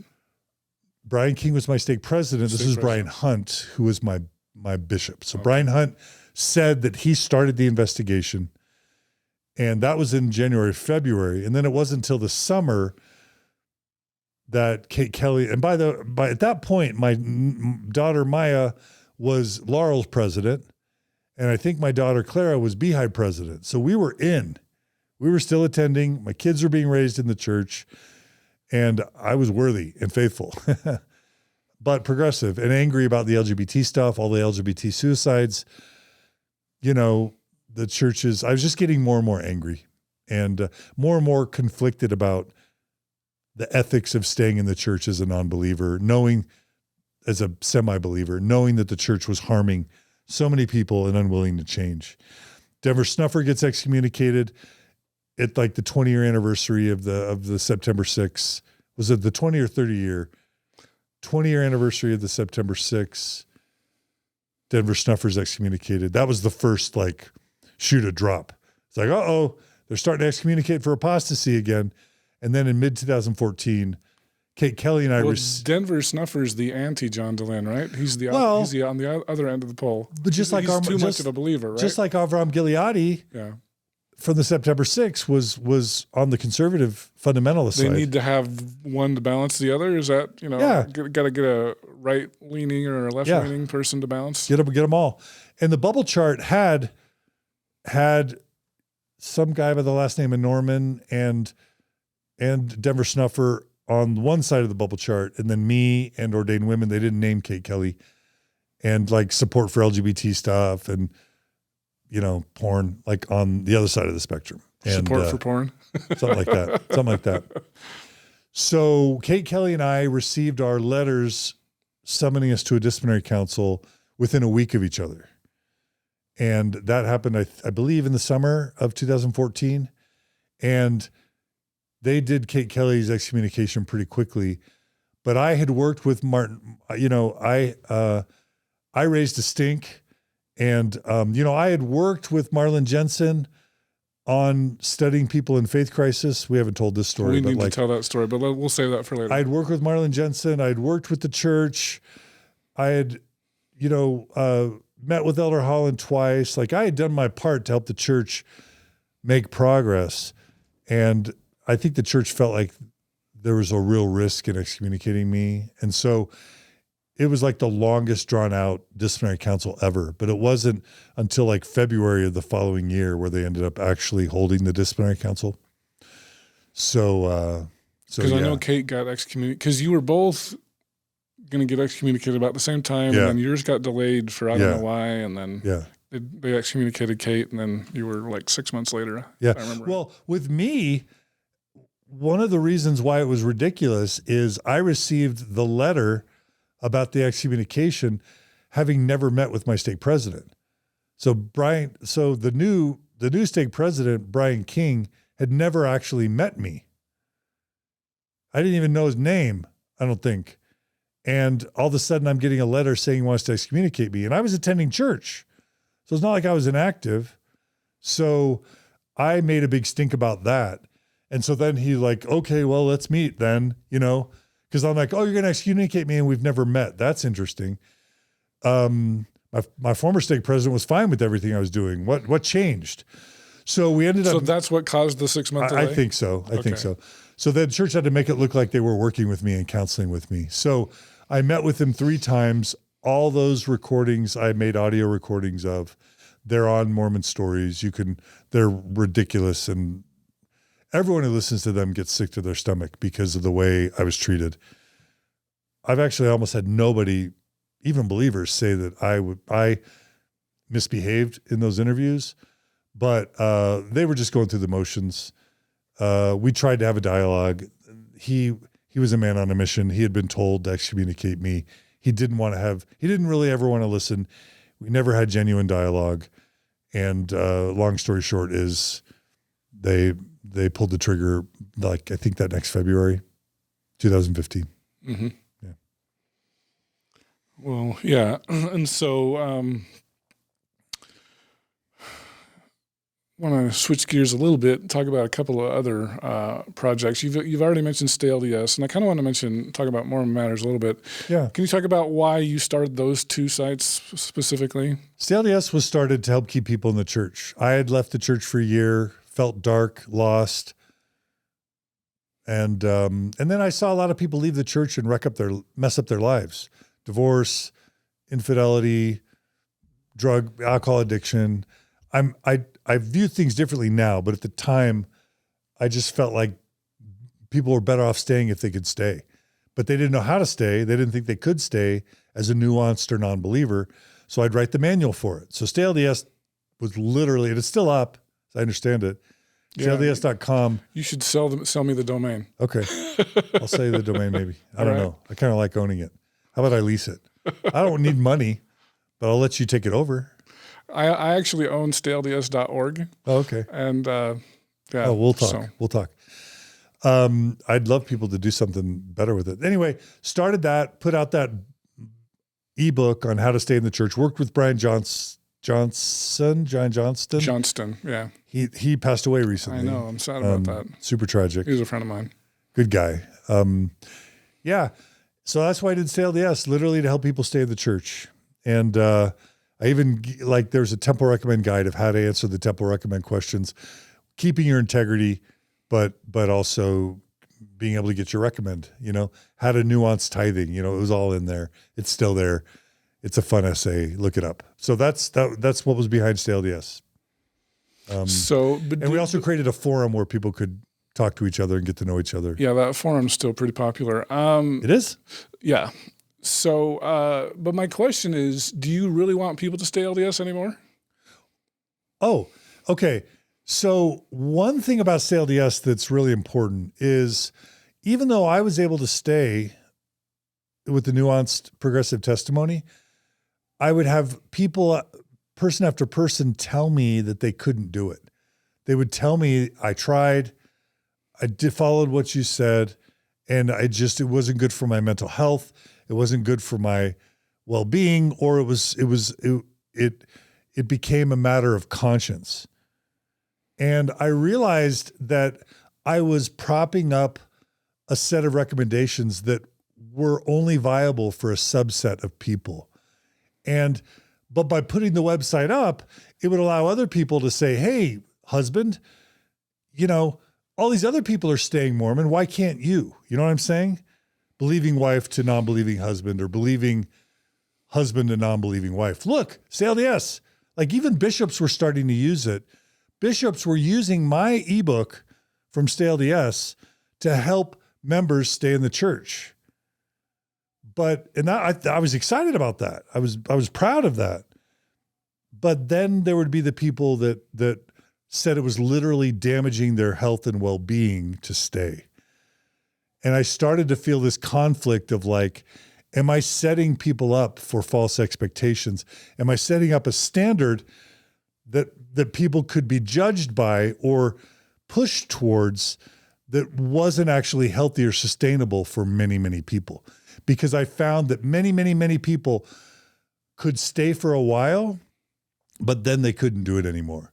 And at some point, I lost my confidence in being able to really say, this is a path that I recommend. It wasn't a path that I, even to this day, have denounced, but it's a path I could no longer recommend as being viable for most people. So you can go read the most recent versions of that e-doc that I created with Brian, where I had to put a disclaimer on there. John no longer advocates for this way because it's not sustainable for many. But I kept the website up and I let other people manage it. And I still wanted it to be there as a resource for those who found it useful. And I still feel that way to this day, which is why I've never taken it down and why I still refer people to it occasionally. You still do refer people to it? Oh, okay. For sure. I've had, when I used to coach, I don't coach much these days. I've kind of mothballed my coaching practice for now because Mormon Stories is way busy. But all the time when I was a coach and people would say, my wife or husband believe, I don't believe anymore, but it's going to wreck our family if I leave, my spouse isn't ready for me to leave, or my job, I'm a church employee, I'm a seminary and institute teacher, I'm a CES director, I'm a bishop. How can I stay? I'll to this day, I'll point them to Stay LDS, that manual. Absolutely. Okay. Yeah. Well, interesting. Yeah. Well, and so the other project that I thought was really interesting that you started was Mormon Matters. Did you blog? Did you blog for Mormon Matters? A little bit. Okay. Yeah. So like there are all these cool blogs, but none of them would let me blog for them. I blogged for BCC for just a little bit, and that just didn't work out because they were more neo-apologist types and finessing the problems. And I just never had a taste for that. I felt like that was a form of dishonesty. When you say they, are you referring to by common consent? Yeah. Or? Okay. Yeah, and the Millennial Star crowd and the Times of Seasons crowd. My form of progressive Mormonism was too bold, probably, or too controversial, too sharp-elbowed for them. So there's never a fit. And they always suspected I was a wolf in sheep's clothing too, many of them. So are you? So you want to talk about that now, or do you want to finish talking about Mormon Matters? Well, I think we can get both. So I started Mormon Matters as just a blog to do cool blogging, but more honest, more open, talk about the hard stuff, talk about the controversies, talk about the truth claims, talk about nuanced Mormonism explicitly. So it was a super popular blog, probably one of the most popular blogs in its heyday.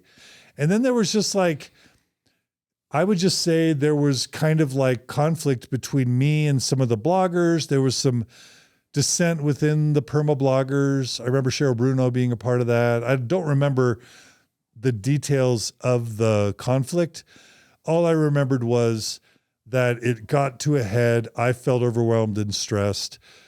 I didn't want to blow up what was happening, but, and maybe a lot of the bloggers weren't comfortable working with me anymore, but we ended up basically allowing wheat and tares to be created. And we allowed them to kind of like migrate all the content to a new blog. And then they continued as wheat and tares. And then I kept the domain, and then later allowed Dan Witherspoon to take it over as a podcast. And Dan Witherspoon did Mormon Matters podcast for a long time. Okay. Because as I remember with Mormon Matters, one of your goals was to bring together everybody, ex-Mormons, faithful Mormons, and just have everybody talk. But it sounds like, kind of like with Stay LDS, is that a sustainable model? Well, you're doing it. And Stephen Pineker's doing it. Well, Stephen Pineker's not LDS. Right. Well, yeah. Well, you are. I am. Yeah. And, Sunstone does it. It's doable, and I still try and do it. So, yeah, it's sustainable. You just have to be super careful, and you have to not cross certain lines. My mistakes were, once I started studying the LGBT issues in depth and found out about the suicide statistics in Utah for LGBT youth and LGBT Mormon adults, and the mixed orientation marriage fiasco that I gathered data about, and the high divorce rate, double the average divorce rate sometimes for first marriages with mixed orientation marriages, the super low quality of life, the suicidality, between the celibacy, mixed orientation marriages, and LGBT suicides and depression. That radicalized me, along with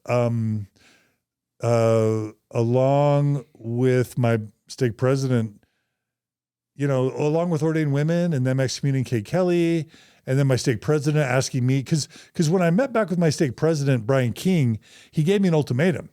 I said, what do I have to do to stay a member? And he said, take down Mormon Stories, basically.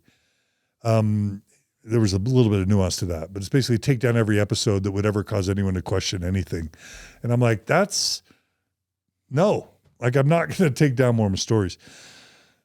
Even though I told him how many people And again, I had everybody reach out to him and email him and tell him how many people were active in the church because of Mormon Stories. He didn't care. He was fingered with a job to do.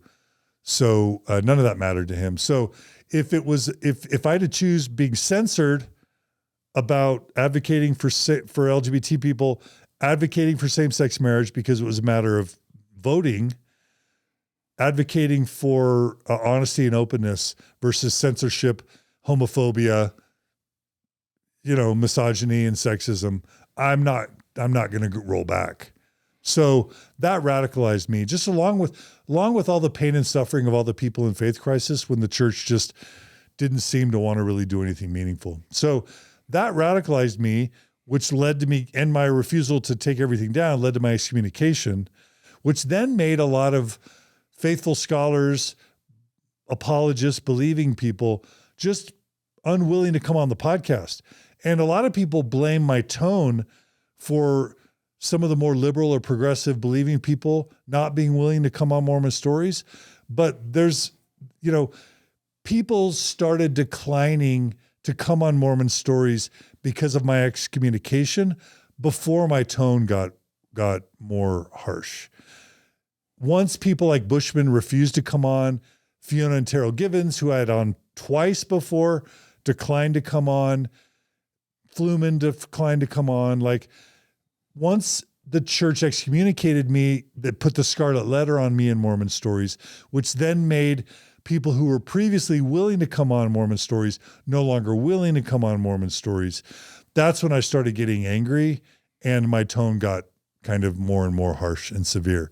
But to this day, I've had Jim Bennett on. I had Joe, I'm spacing on his name, Joe Tippett. I recently, I have believers on whenever they'll come on, whenever they have something interesting to say. A lot of faithful people just won't come on anymore. And it's probably partly me, but it's partly the church. I mean, they know what they're doing when they excommunicate people and then have a temple recommend question that says, do you support any apostate groups? They know what they're doing there. Plus, if you're Pat Mason and rich donors support your endowed chair, are you going to come on Mormon Stories? Maybe not. If you're Richard Bushmann, if you're Phil Barlow, if you're Terrell Givens, working at the Maxwell Institute, can you keep your job at the Maxwell Institute and come on Mormon Stories? Probably not. So I blame the church as much as my tone for the way Mormon Stories is skewed towards more aggressive discourse, along with my just impatience at all the pain and suffering and death and divorce and destructions of families that I've witnessed over the past 20 years. At some point, the church becomes complicit in the deaths and the divorce and the depression and the anxiety, that the carnage that is the way the church handles all of these issues. And, 1 year, 5 years, 10 years, but really 20 years, 50 years in, the church still can't figure this stuff out, how to be honest, how to handle faith crisis stuff, how to handle LGBT people, how to apologize for its racism, how to incorporate women. Like 100, 200 years in, it can't learn how to be honest and upright about its history and apologize. Like, at some point you lose your patience and you feel like the church has blood on their hands. And so back to your original question, do I believe there could be an open forum of balanced discussion between believers and non-believers? Yes, it's super hard. And at some point they excommunicate you for it. If you are willing to criticize the leaders who deserve to be criticized, honestly, and if you're willing to talk about the truth claims in ways that are honest, but that lead people to look at the church with intellectual scrutiny. And then the other thing is you have to get popular. Like, someone can say, well, Rick Bennett still does, gospel tangents, but as unknown as I am, you're probably less known than me. But if you ever got as popular as you're the man, the myth, and the legend, right? No, that's you. Didn't you hear how I started this episode? But part of it is you have to get popular enough. They're not going to excommunicate you if you're flying under the radar. But once you really get traction and start becoming known by, let's just say, 5% of the church membership, and you talk about, you're willing to criticize church leaders or talk about the truth claims in a very explicit way that allows people to kind of see a more honest, realistic context for the problems with the church's truth claims, which I'd love to have a conversation with you about. That's when you get put on the radar, and that's when you face church discipline. And that's what happened to Jeremy Runnels, September 6th, Grant Palmer, Bill Reel. That's what happens. So, a bunch of different ways I want to go. All right, this is good stuff. Which way to go. Now we're getting to the good stuff. We're at a big fork in the road with like 3 choices. Let's go with. So after you got excommunicated, you became more harsh. Is that a fair word? Towards apologists, and I know you used the term neo-apologists. What's the difference between an apologist and a neo-apologist? So I think of classic Mormon apologetics as Hugh Nibley, Daniel C. Peterson, Louis Midgley style, where your number one tool is ad hominem, smearing the reputation of the critic or of the honest questioner, calling them gay, accusing them of adultery, calling them a wolf in sheep's clothing or an apostate. That's, ever since Hugh Nibley published No Ma'am, That's Not History, without ever really dealing with any of the merits of Fawn Brody's concerns in her book, that he set the tone. And Daniel C. Peterson has been super happy to pick up that baton. Fair Mormon continued with it all the way to kind of Kwaku and Cardinellis and the This Is the Show videos that were taken down. This whole rich multi-decade tradition of smearing critics or smearing honest questioners and then offering disingenuous science, specious, invalid science, and ridiculous, illogical, knowingly dishonest answers to the problems with the church's truth claims. And that's what Hugh Nibley did. That's what Farms did. That's what Fair Mormon does and did. And it's an embarrassing blight on the church, in my opinion. And I think those people have done way more harm than good, not just to the church, but to people doubting. And I can't tell you how many people I've interacted with over the past 2 decades who say it was Fair Mormon or the Maxwell Institute or Farms that caused their faith crisis because their answers were so horrible or they were misbehaved so badly in their apologetic ad hominem that the church lost additional credibility, knowing that the church was bankrolling all of these efforts, right? So that's classic apologists. Classic apologists. And then once the internet really got up to speed, starting in the 2000s, we started calling out Daniel Peterson and Louis Midgley and others. In fact, there was a point where I learned from an employee of the Maxwell Institute that Daniel Peterson and Louis Midgley and who was the Canadian apologist doctor guy who wrote the 2 hit pieces on me. Anyway, I caught wind from within the Maxwell Institute that another part of the Maxwell Institute, Greg Smith was his name, that another member of the Maxwell Institute or group of them were writing 2 hit pieces on me back in 2012 while I was working with Marlon Jensen directly to help solve the church's problem with its faith crisis stuff. So here I am. I conduct a study with my friend Travis Stratford and Greg Prince in response to Hans Mattsson, Swedish Mormon area authority, who had lost his faith. We collaborate on doing a study of why people are leaving the church. We get like 3,000 people to fill out the survey. We compile the results with a dozen PhDs, compile that into a study, and then literally share that with church headquarters, share it with Marlon Jensen, Travis Stratford goes to church headquarters to present the findings of this study to the missionary committee, to church PR, to the correlation committee, to the priesthood committee,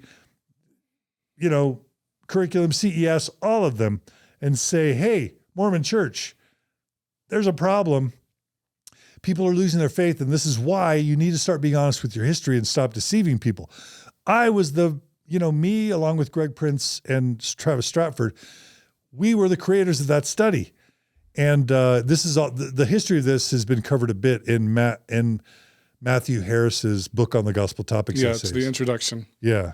But there are other places where we've talked about this. But, that's me. I met with Elder Holland twice, personally, to try and counsel him on how to deal with people in faith crisis.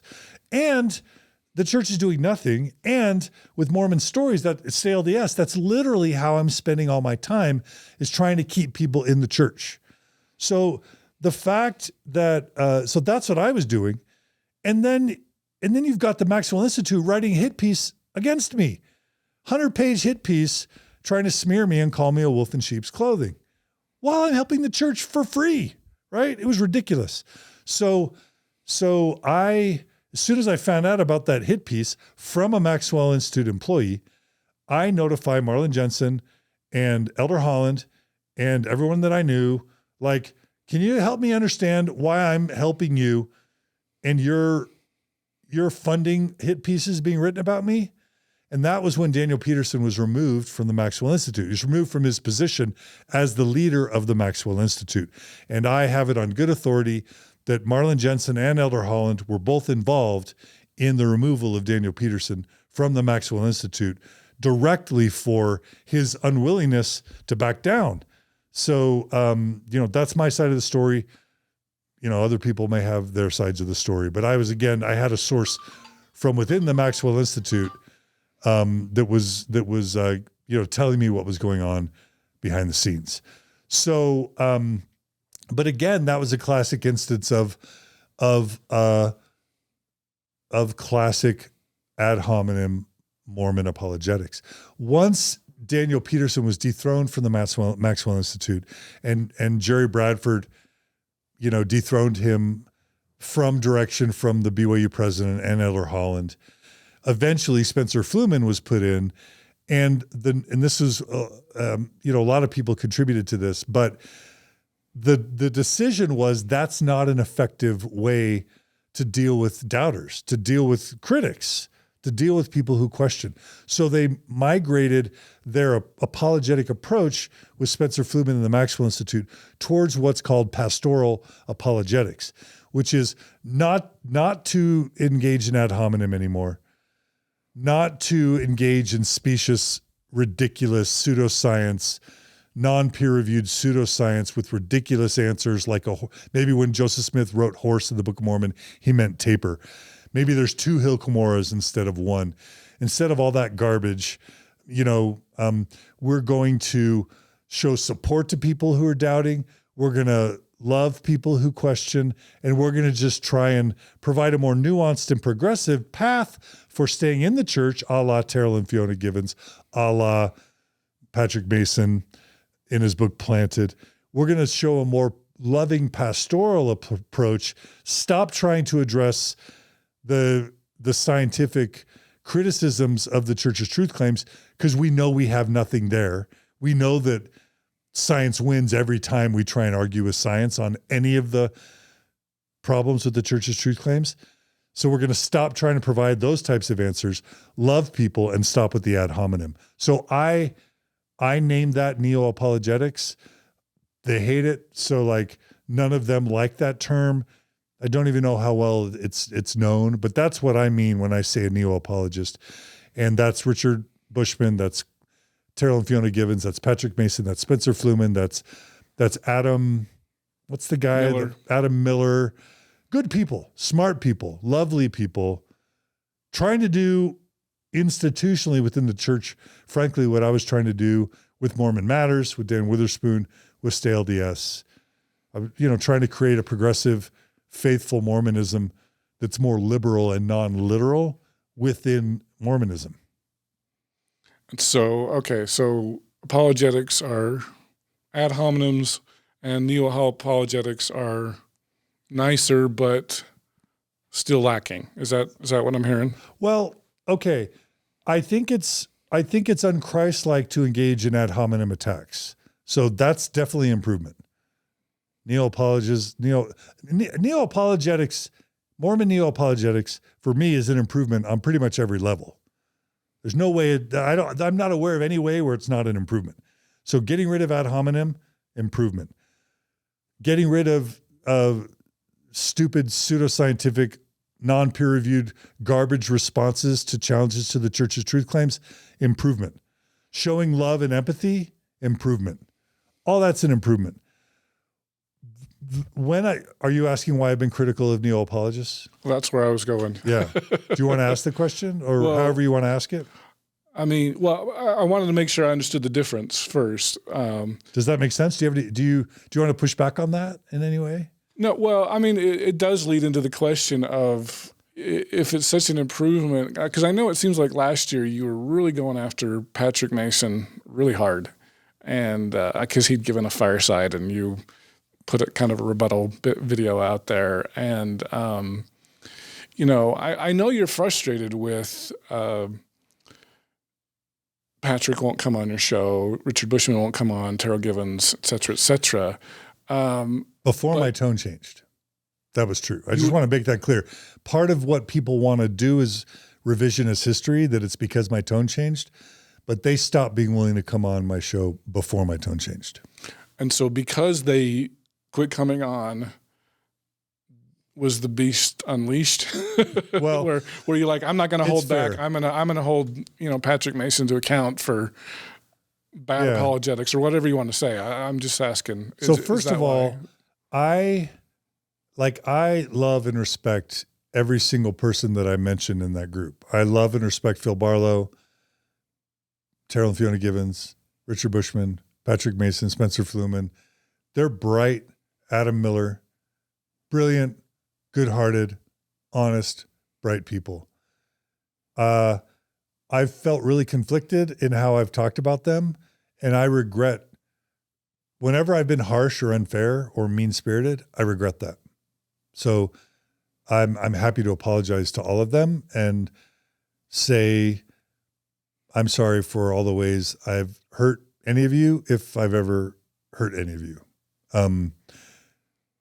So there's that. Patrick and I wrote a column together once after I was excommunicated where we were trying to dialogue back and forth about truth claims and stuff. And Patrick quit the column because he didn't like my expression of anger and frustration and concern. And that was frustrating.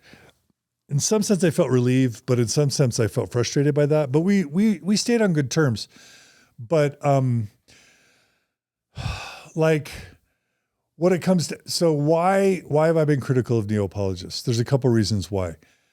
One is the private versus the public dichotomy.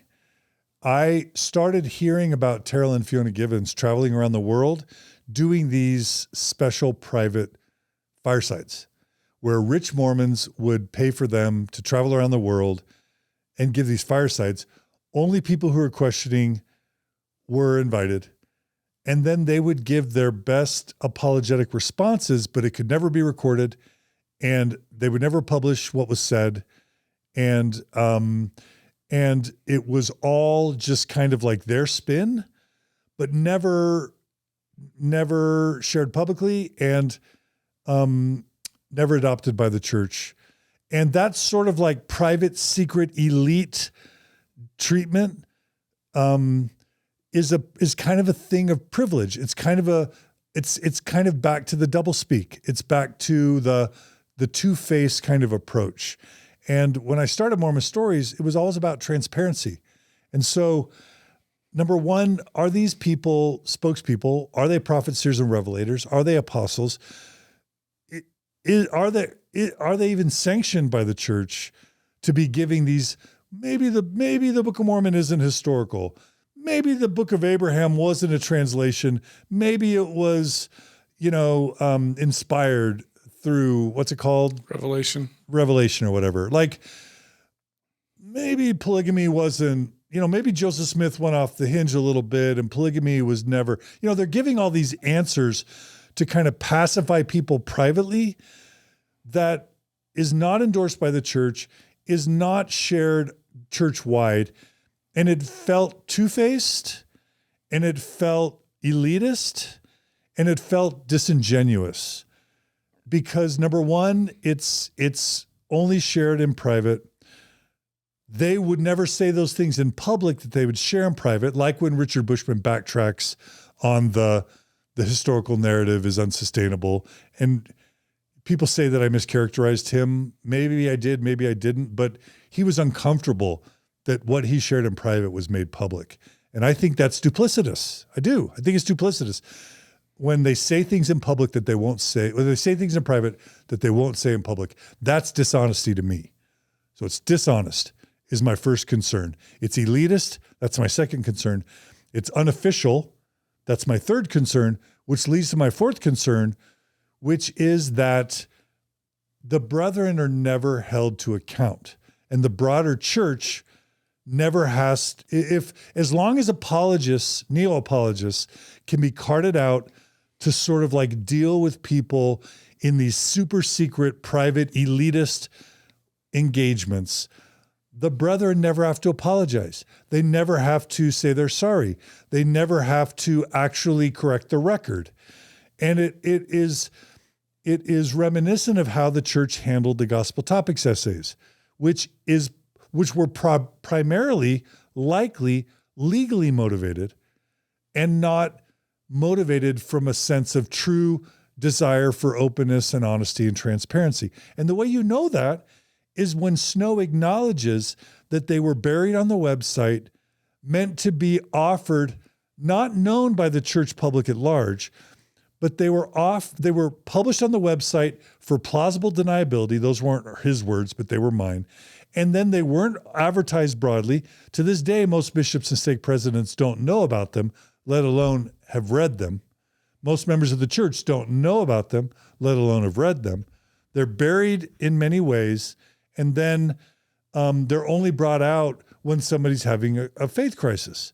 So the church can say, they can point to the buried gospel topics essays and say, see, we're transparent. We've resolved, not to mention that the substance of the essays themselves are highly incomplete or disingenuous or misleading. That's a problem in and of itself. But aside from that, they're hidden. They're not advertised.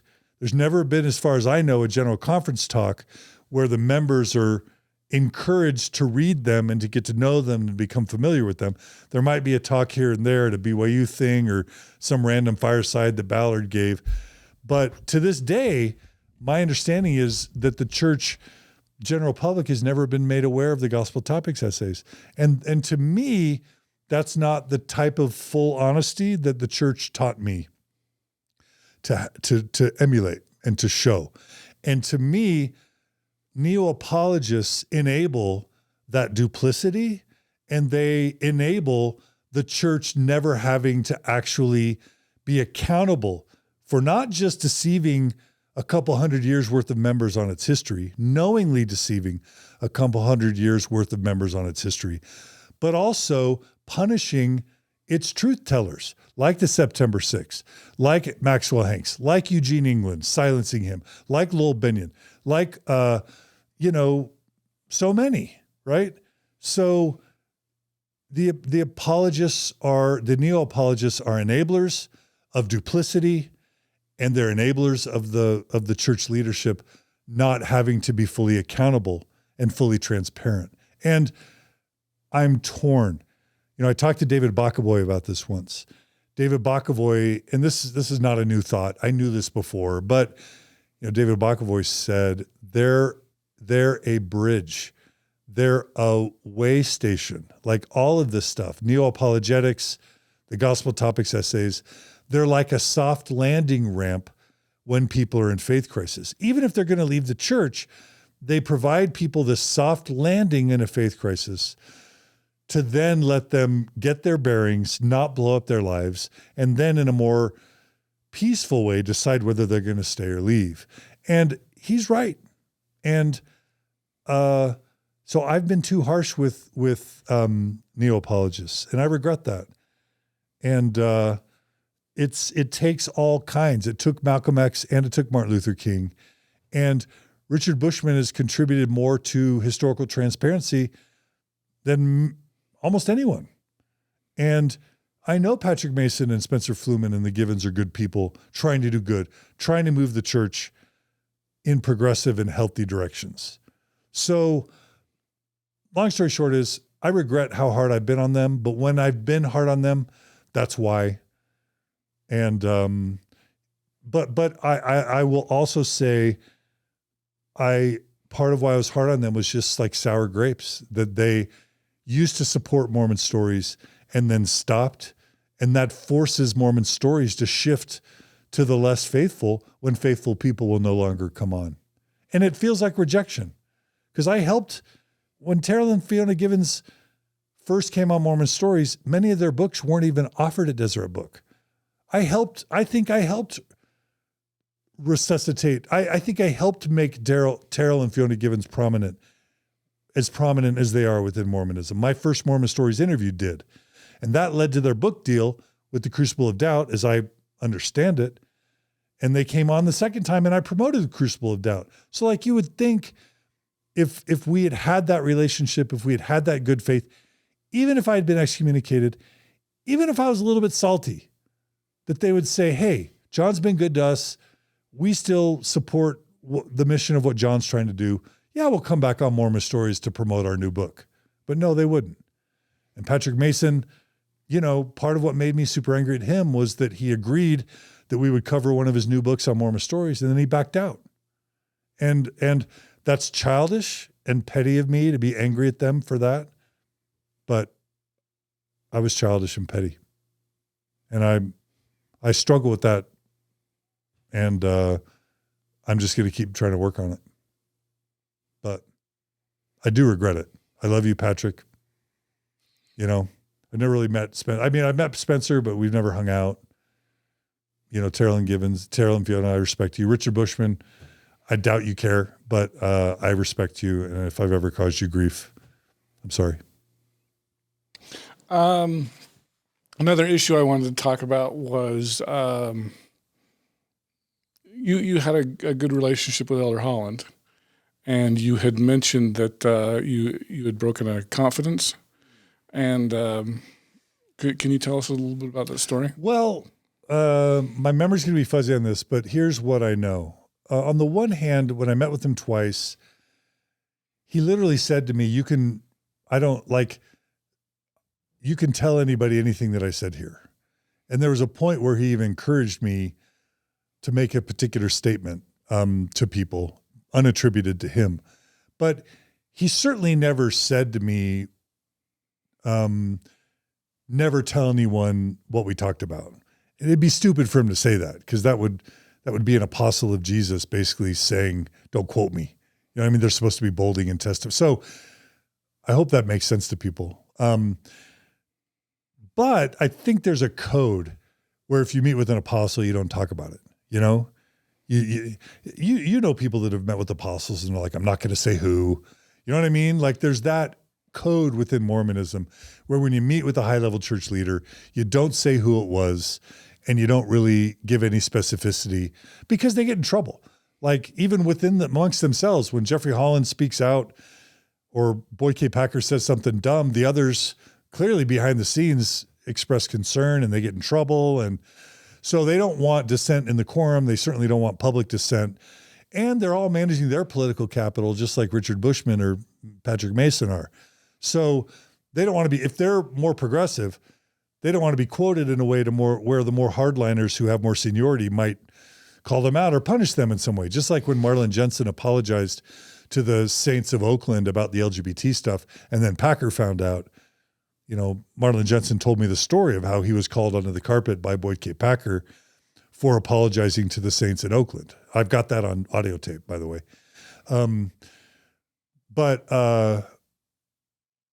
But there's an unwritten understanding that you just don't talk about what was shared. So after all this stuff with the Maxwell Institute went down, when Daniel Peterson was coming at me and the hit piece was being written. That was when he was at the Interpreter now, is that right? This is before the Interpreter was created. He created the Interpreter immediately after getting booted from his position that he was in at the Maxwell Institute. He stayed at the Maxwell Institute, but it was just with Arab stuff. It was no longer like head of apologetics. Mm-hmm. And he created the Interpreter right after. And the hit pieces that he published about me were going to go in like the Journal of Book of Mormon or whatever, studies, whatever it was. And those were some of the first articles in the Interpreter. That's how they were published. But prior to that, while he was still in, and all this stuff with Gerald Bradford and the Maxwell Institute and the president of BYU, was it Merrill Bateman? I forget who it was at the time, and Holland and, and Marlon Jensen. When all that was going on, I'm sure that I said somewhere that either I had met with Elder Holland or Elder Holland had supported me or whatever. And it may have been related to other issues. But yeah, at some point I made it known that Elder Holland and I had corresponded and, that we had favorable correspondence, and I think he didn't like that. And it was from then on that he would never return my emails or be willing, to meet with me again.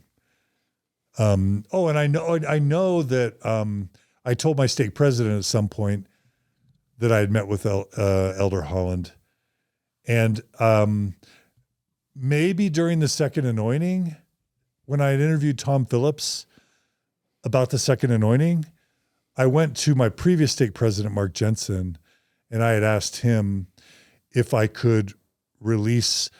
I knew that someone who received the second anointing was sworn not to talk about it.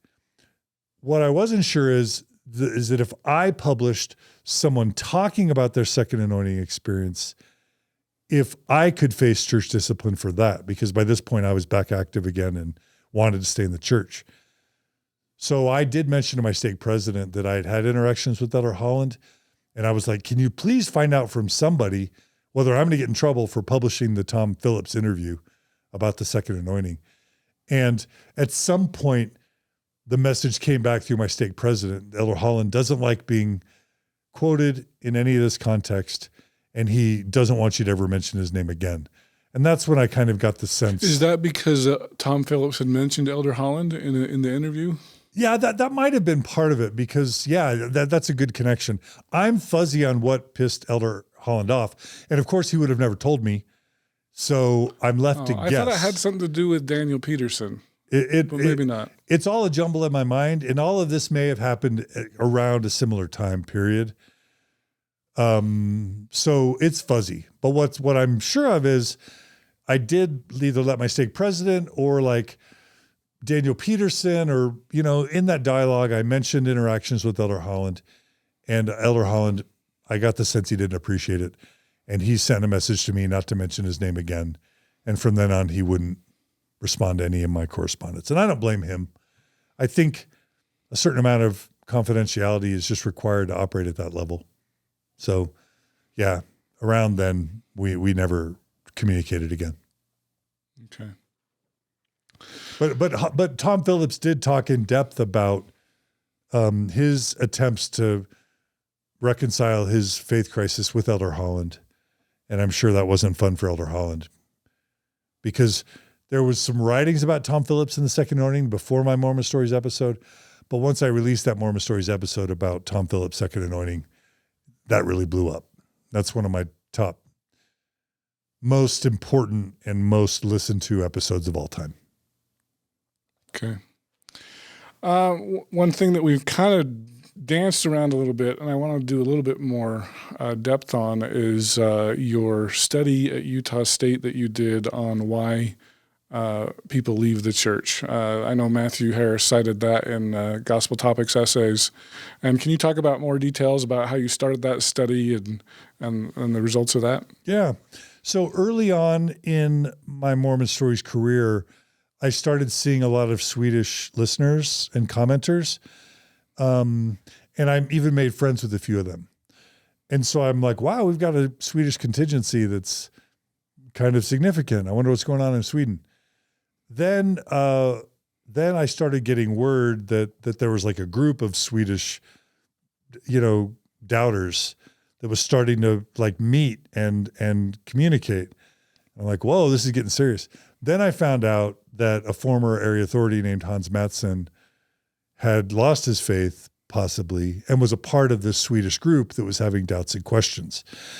And part of that was from him, like commenting on my Mormon Stories blog or signing up to follow me or something.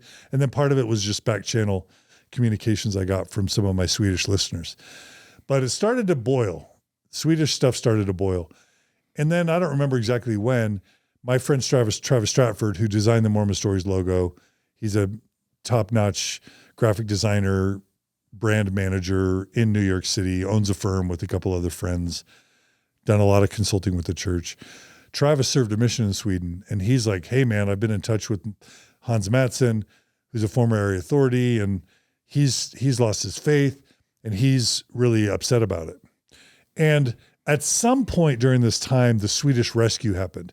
And this is one of the things I'm most fun about the history, is that all these Swedish people and Hans Mattsson raised a big enough ruckus to where Marlin Jensen, Wiley's church historian, and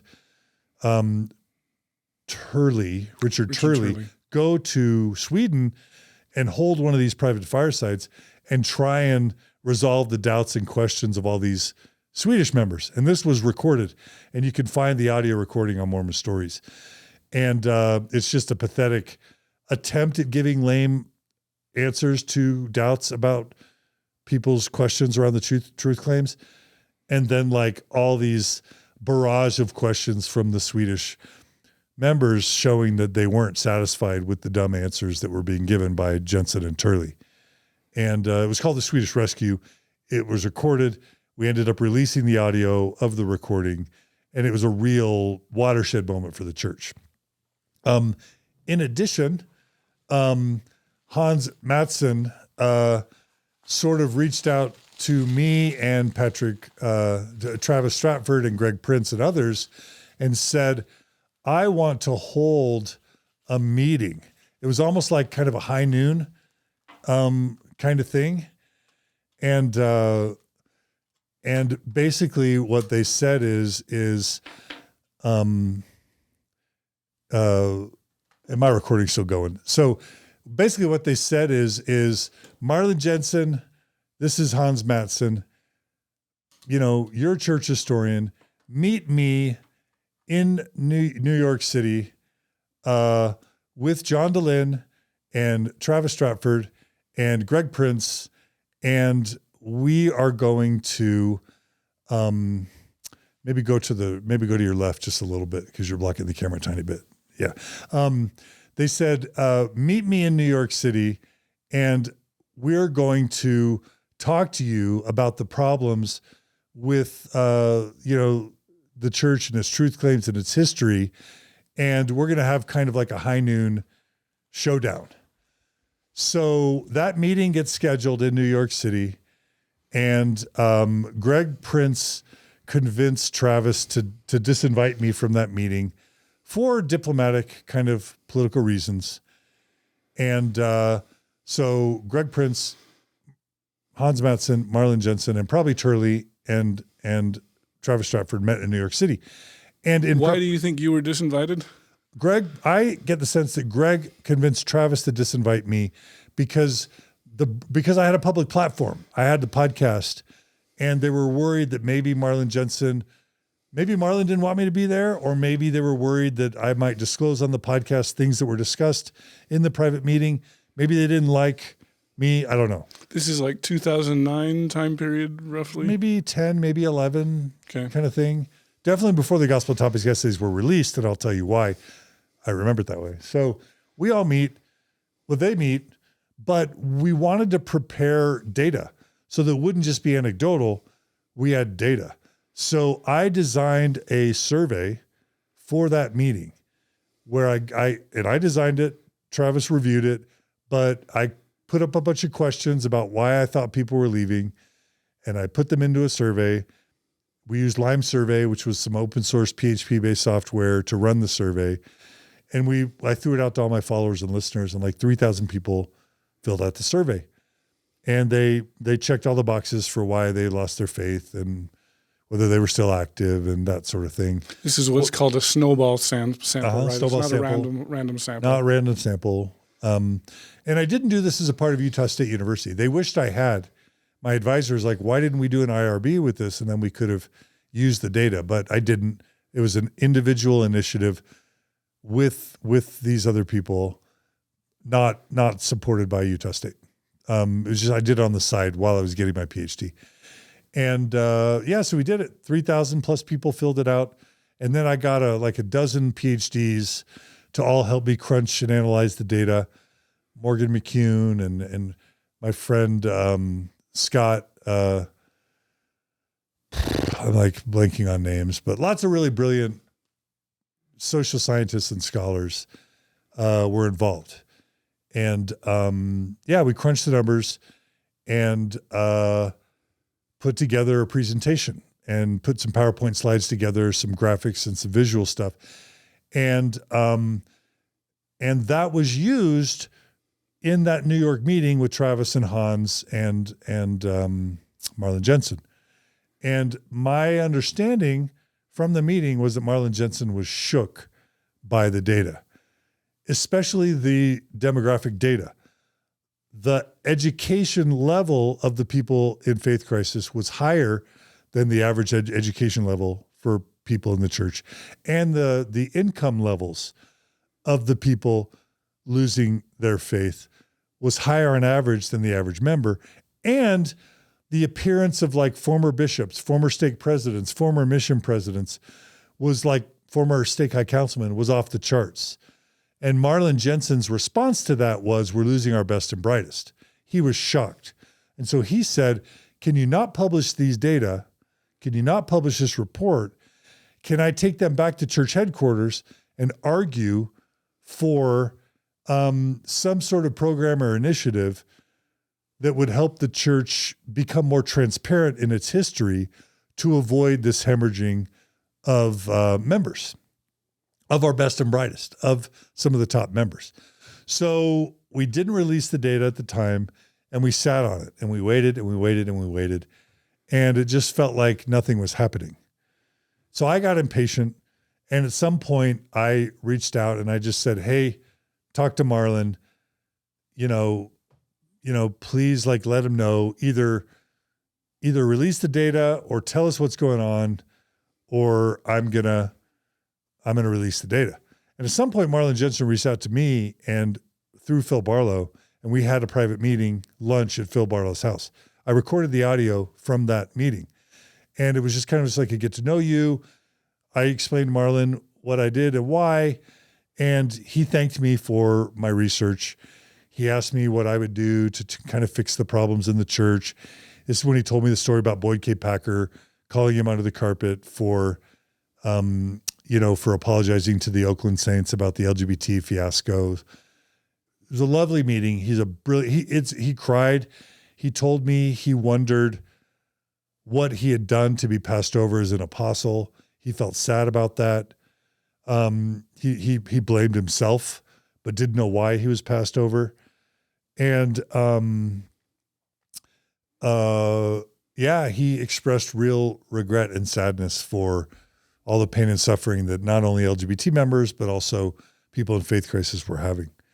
And at some point in the whole process, he said, before you release the data, can I have one more chance to kind of make my case?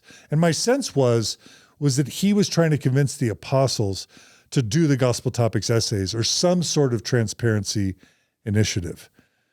And at some point, they flew Travis to church headquarters where he presented to the Correlation Committee, CES, Missionary Department, PR, probably others, Priesthood Committee, and he presented to them a refined version of the study that Marlon Jensen had received in New York with Hans Mattson. And apparently Marlon Jensen, that was his attempt to persuade the brethren to support the Gospel Topics Essays initiative.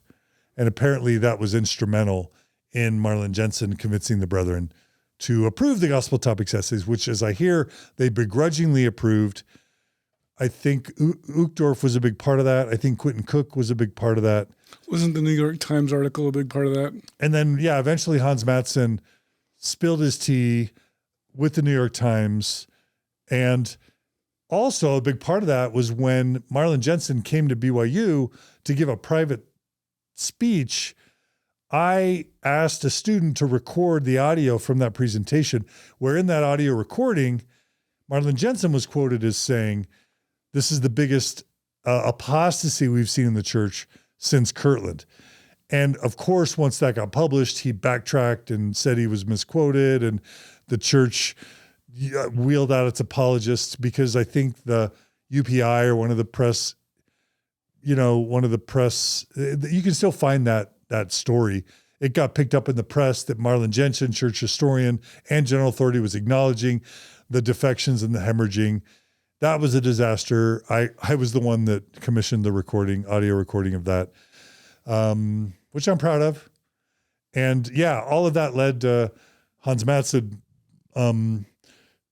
speaking to Lori Goodstein of the New York Times, a whole profile on Hans Mattson coming out in the New York Times about the faith crisis problem. And I interviewed Hans and Birgitta Mattson on Mormon Stories.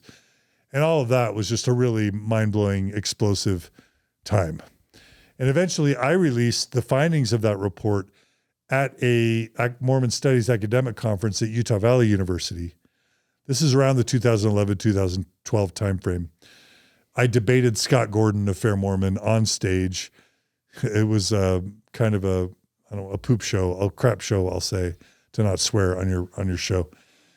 And it led to a lot of tension between me and the apologists that led to the hit piece that was released. But it also led to my anger at the hit piece that I'd spent a couple years of my life trying to help the church, help Marlin Jensen, help get the Gospel Topics Essays released, help the church solve the faith crisis problem, to then have the church pay people to malign me.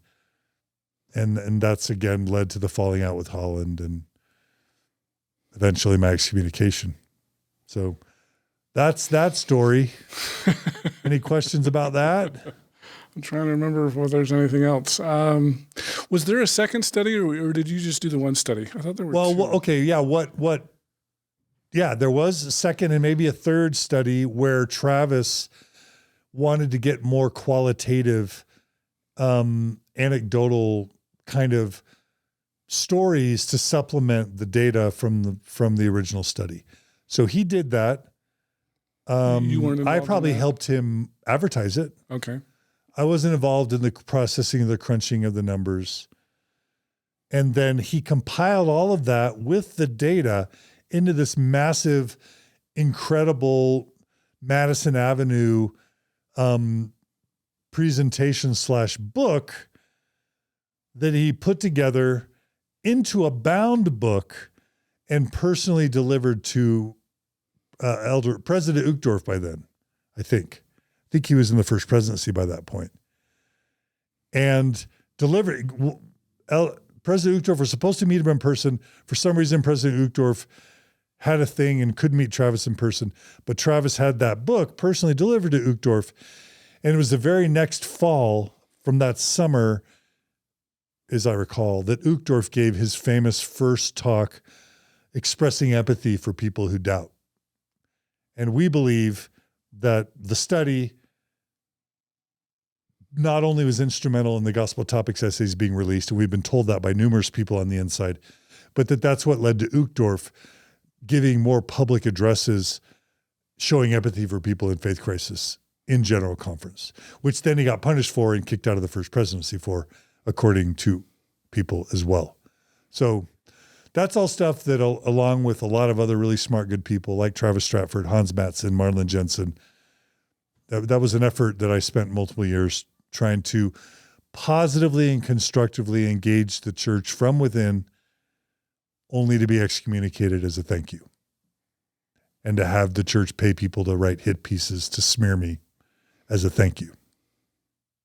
So yeah, when I get angry and salty, maybe those are some of the things that led to me feeling a little bit betrayed by the church I loved and tried to be a constructive force for good from within. Well, not that they'll listen, but do you have any advice for the church now, if they are listening? When I met with Elder Holland, I almost declined to meet with him because my brother was working for church headquarters at the time. He was the head of IT for all the church. He was on a first name basis with the First Presidency of the Quorum of the 12. Joel ushered the church into the modern internet age. All the social media stuff that the church started doing, whether it's Facebook or Twitter or Instagram or YouTube, my brother would have either built the foundation for that, made the arguments to the church leaders, or literally managed that migration. And I'm really proud of my brother for all the efforts that he did there. He did that in the church while I'm doing Mormon Stories.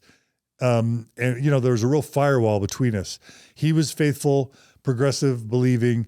I was where I was. He was trying to help from within. I was working from without, still within a little bit.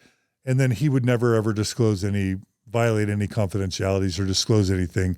But he didn't I sensed that he always wished I wasn't doing what I was doing, because I think it was embarrassing for him because we shared a last name, and, his family didn't like it. And I'm sure he got questions from the brethren, but he was literally the head of IT and computers for the Mormon church while I'm the most prominent, you could say, critic of the church. That was all happening. And we paralleled, 5-7 years in that sort of strained but loving, connected relationship. So because he was friends with Bednar and Holland and everybody, and because I had a relationship with Holland from, we had played tennis, I dated his daughter, at some point Holland's like, let me meet with John, And so Joel set up 2 lunches with Elder Holland. It was at a private restaurant. You know how like at the top of the Joseph Smith building, there's those 2 restaurants, one outdoors and one indoors? It was at the indoors one, and it was lunch. On the top of the 10th floor or whatever it is. Yeah. And it was for lunch. So, and he had the whole restaurant was empty. It's almost like a Godfather moment. The whole restaurant was empty except for me and my brother and Elder Holland with a private server, right? Both times we met, it was there. But when Joel reached out to me at first about meeting with Elder Holland, I was like, I was excited. I'm like, wow, this is a dream come true. Like, I can actually meet with a prophet, seer, and revelator, express my needs, give him some ideas, and help him. But there was one huge problem.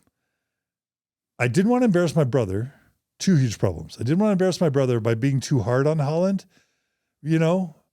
and I only wanted to meet with him if I had good ideas, because I didn't want to just be a complainer, right?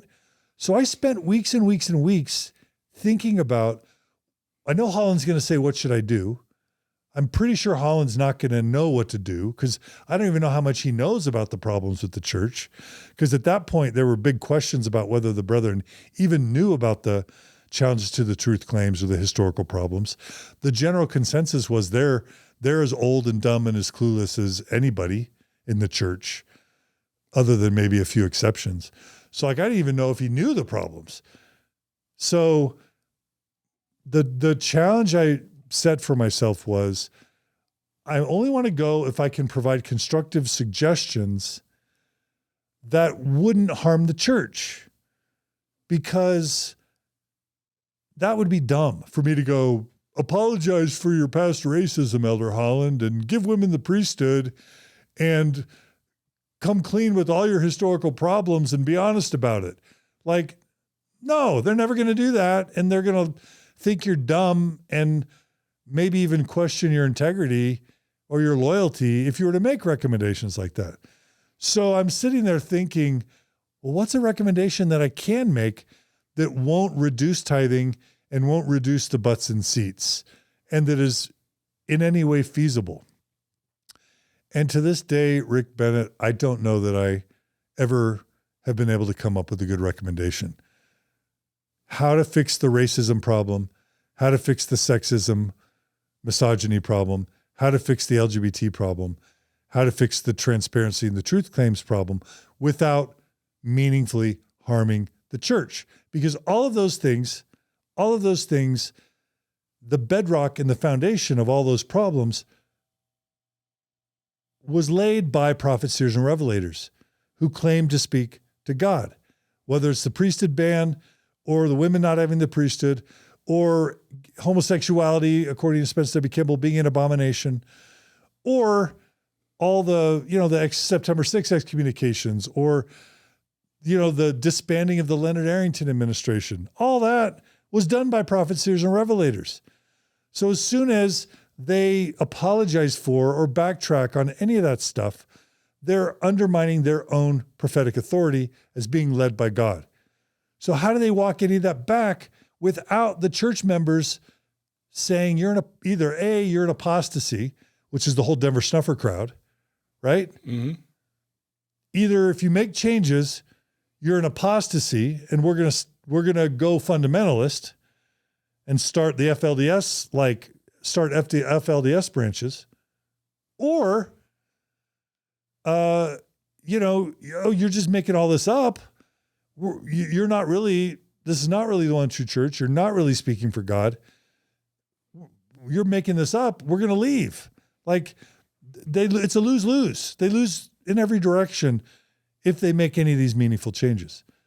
So I was paralyzed not knowing what recommendations I would give to Elder Holland. And I'd been somewhat stunned trying to talk to Marlon Jensen. He kept asking me, what should we do? What should we do? And I stuttered because I wanted to give a recommendation in good faith. And I could not think of a solution that would not lead to a mass defection of membership and a mass decrease of tithing, which I knew was going to be, those were going to be the four things that are most sacred to the church. Tithing, right? Membership attendance, priesthood authority, and PR. For sure, those are the most sacred things to the church. And, so I did meet with Elder Holland, and I asked him in that first meeting, listened to him talk about the problems in Chile with the missionary program. We talked about evolution, and he said you can believe in evolution and still be a faithful member. You didn't have to choose. We talked about conversion therapy and how he wasn't sure what Dean Byrd was doing was very good. But at the very, very end, he talked about how hard it was to be an apostle, how hard it was to lead the church, how hard it was with the mid-level management bureaucracy to keep them all in line. He talked about how when you're a junior apostle, how limited you are and how everything's run by unanimity anyway. And so it takes forever to make a change. He acknowledged all that stuff. President Nelson's making changes. Yeah. Pretty quickly. By fiat. But I think he broke tradition by acting without consensus. I mean, that whole November 15 policy, by all accounts, was a move without unanimity in the quorum that caused a lot of problems. So you were kidding, but now I get serious way too quick. So anyway, all I asked Elder Holland in that first meeting was, do you want people like us in the church? That's the best I could offer. Didn't even give a suggestion. I just said, do you want people like me in the church? And he was just so emphatic. It's almost like he was lifted out of his chair and he pounded on the table. We want people like you in the church. We need people like you in this church. And he actually said, I want 100,000 John and Joel Dehlins in this church. That's what he said. And that made me feel great, made me feel amazing.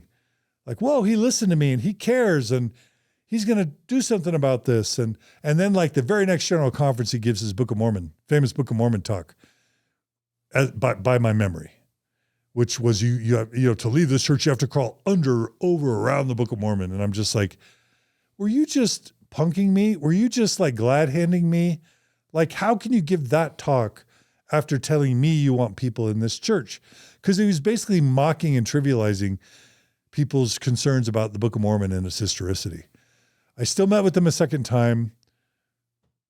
The only recommendation I had was to make a statement in general conference telling believing spouses not to divorce their believing spouses when they lost their faith. And long story short, when I asked him to make a statement like that in general conference, he said, "We can't tell people what to do in their marriage," is what he said. And then I said, "Well, so like marriages are blowing up, families are blowing up. Can you do something?" And he was like, here's what I'll tell you. Tell people, I give you permission to tell people that you've traversed the headquarters of the church, and from the many conversations you've had with people, unnamed people, I've gleaned that." And then you can tell them that within church headquarters, there's support for not divorcing your spouse just for losing their faith. But don't use my name. Yeah, don't use my name. And I was like, but Elder Holland, like, nobody's going to listen to me. I'm just a podcaster. Like, they need like an apostle to say that over the pulpit. And that's when he said to me, and this makes my mixed faith marriage friends really angry. He said, maybe when the church is a little more mature, we'll be able to make statements like that over the pulpit, but not now. And that was the last time I met with him. And of course I left really disappointed because I'm like, you're a prophet of God. You know, marriages are blowing up. And you're saying that you have to wait until the time is right to give a talk that you know needs to be given. And Boyd K. Packer was still alive at that point. So I get why he would have been afraid to give a talk like that. I don't even, they've tried to make amends since then, but I was just not impressed with his lack of courage. Like, it just seemed like it seemed like Congress. Like, you remember how I got disillusioned with Congress when I worked for Congress? It felt like just a religious version of the Senate, where you are really working with humans in a secular way, backroom deals, coalition building, not led by God, not led by courageous people who follow the Spirit and their conviction, just more managing your capital. And it was then that I knew that no one's going to save us. Uchtdorf's not going to save us. Holland's not going to save us. None of them are going to save us. Remember when we thought when Boyd K. Packer dies, the church is going to have a renaissance, and then freaking Oaks became the bad guy, and Holland became the bad guy, and Bednar became the bad guy. And of course Holland with his muskets talk at BYU, and they've all been a massive disappointment. And and so that was a real moment of disillusionment. It was really a Dorothy going to Oz, seeing behind the curtain, meeting the wizard kind of moment, where you just realize these dudes are just saying whatever they can say to make you feel good. They don't have real integrity. They don't have real honesty. And they're not led by, if there's a God, they're not led by him, because they're kind of cowards, and they have blood on their hands, allowing the deaths and the marital destructions and the family disillusions and the deception of generations of members. They know, and they're just choosing not to really act in a way that shows integrity and the character that, frankly, the church taught me. Sorry, Elder Holland. I'm sure you mean well. All right. Well, I think I'm running out of questions. The last one I kind of wanted to run by you. Do you ever see yourself, I know Maxine Hanks has come back, Abraham Gileadi's come back. Do you ever see yourself ever coming back into the LDS Church?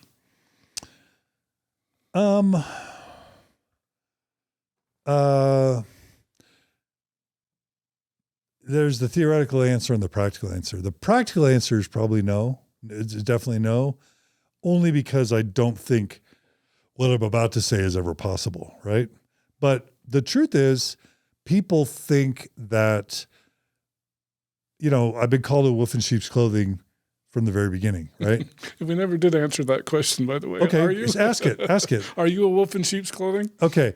So or were you, especially in the early days of Mormon Stories? No, thanks for asking. So there was an ethical dilemma that I was navigating, because I had concluded by 2001 that the church was not what it claimed to be. that it was not the one true church with exclusive authority, that the Book of Mormon wasn't historical, that the Book of Abraham wasn't historical. I've already told you, and people know I've been public about my faith crisis in 2001 from the start, right? So I don't think I've been deceiving anybody about how I felt about the church's truth claims. I think you'd have a hard time ever finding me saying, I know the Book of Mormon is script, is like a historical document.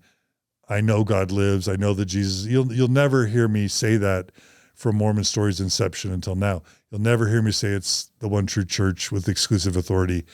So I would be deceptive if I were saying those things and trying to, but not believing them, and then trying to take people out of the church. That would be unethical. That would be dishonest. But I've never done that.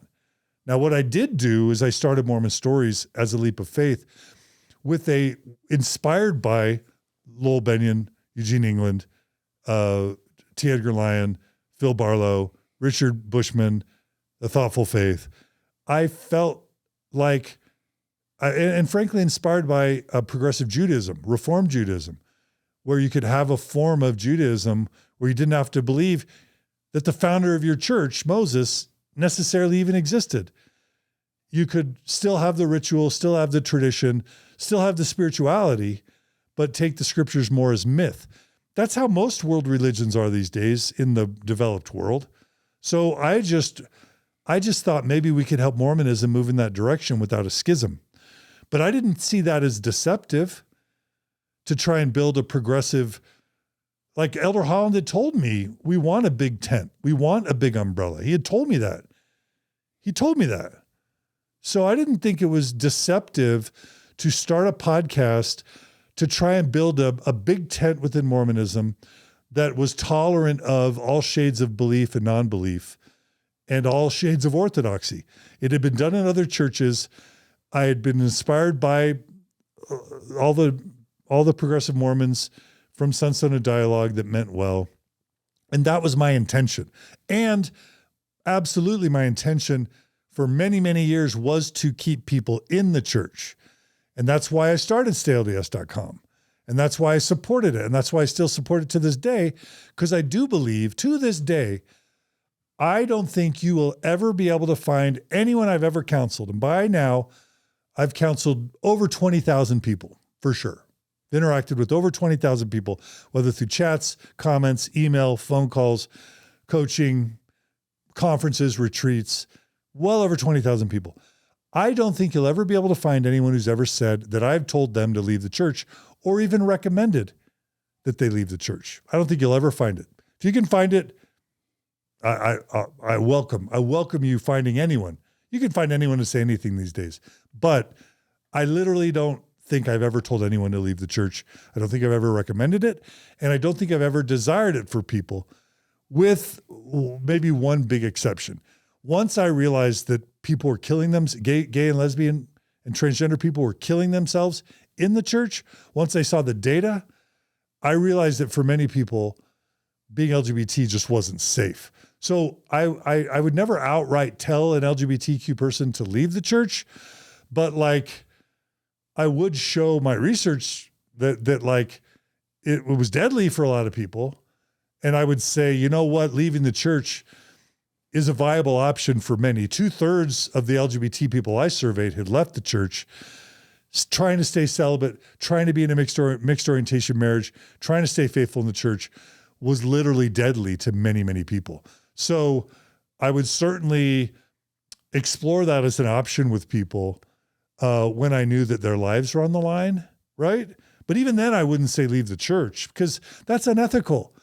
It's unethical and it's counterproductive to tell someone to leave the church. That's what, again, like apologists and critics of mine will say, well, John's a wolf in sheep clothing, wanting to take people out of the church. I don't believe that's ethical or possible. So ethical, why do I not think it's ethical to intentionally try and force people to leave the church? Because you don't know what's going to happen in their lives when they do, right? Sometimes their marriage explodes. Sometimes they get addicted to alcohol. Sometimes their life is worse leaving the church than when they're in it. And I I experienced that the 2 times I left before I was kicked out. And I've seen friends develop alcoholism or drug addiction or get divorced or experiment in ways that were unhealthy.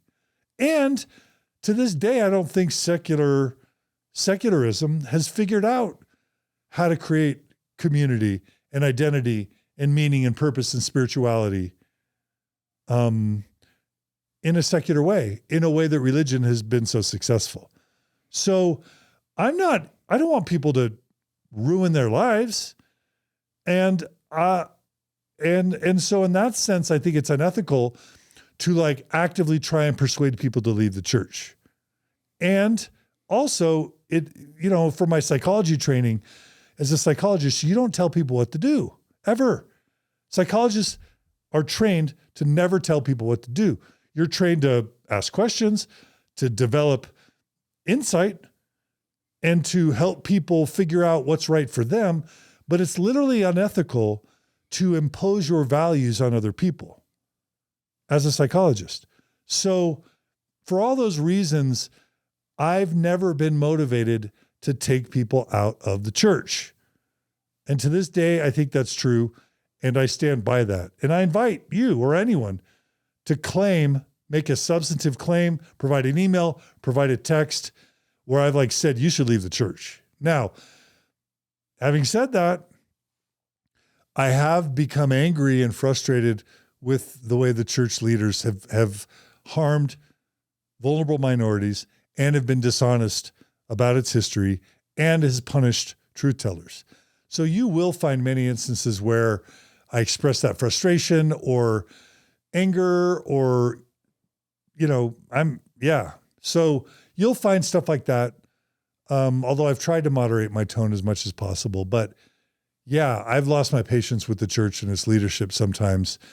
And maybe have even been, I'm never happy when the church makes mistakes or causes problems or harms people. But at some point I'm you laugh instead of cry. And you kind of just say, yeah, this is what they do. And at some point you come to expect it. And then you just kind of make a joke out of it because what else are you going to do? But just get depressed and cry all the time. And so sometimes, I had Cara Burrell on for a while and her comedic tone of sarcasm was off-putting. I've strayed in my tone and gone back and forth. And I have John Larson on now that swears and, but generally speaking, I don't think it's moral or ethical to intentionally try and take people out of the church. But the second thing is I don't think it's effective. There's something called the backfire effect, which is that when you try and persuade someone with evidence against their closely held religious or political beliefs or identity, you actually literally created in them the opposite effect, like a ricochet effect, where they actually hold tighter to their beliefs once you're challenging them directly. So in that sense, I don't think it's even effective to say, your church is dumb, your beliefs are dumb, you're evil, your church is evil, get out of it now. I think that actually strengthens beliefs, not weakens them. So what has been my motivation in Mormon Stories? The best way to summarize it is in 2 words. Well, 4 words: informed consent and social justice. Social justice. Church, stop hurting LGBT people. I'm going to do whatever I can to show you that you're killing LGBT people, harming LGBT people, and the straight spouses that marry LGBT people, and kids, all the suicides. That's what my dissertation was about. That's why for so many years I interviewed LGBT people on Mormon Stories and still do. Racism. Church has got to fix that. Fix the Book of Mormon and its racist teachings about black skin being a curse for wickedness to make Lamanites loathsome so that the Nephites who are white won't be enticed to intermarry with them. Racism. Stop it. Get rid of that. Book of Abraham, Book of Moses, dark skin curse going back to Adam, Cain. Get rid of that. Denounce it. That's evil, right? Misogyny, sexism. Give women the priesthood. Let them be full members. Yeah, that's obviously wrong by all standards. So and people who doubt and question, stop stigmatizing them. Stop the false judgments, stop the false stereotypes. Let's get rid of the destruction of families and of marriages just because someone loses their faith. So like social justice, all that stuff has been really important to me. And I think you can see that from 2005 on in everything I've ever done is stop the harm and the bigotry. That's been a big motivation. Is that a wolf in sheep's clothing? Yes and no. No, because none of that has anything to do with me trying to take people out of the church.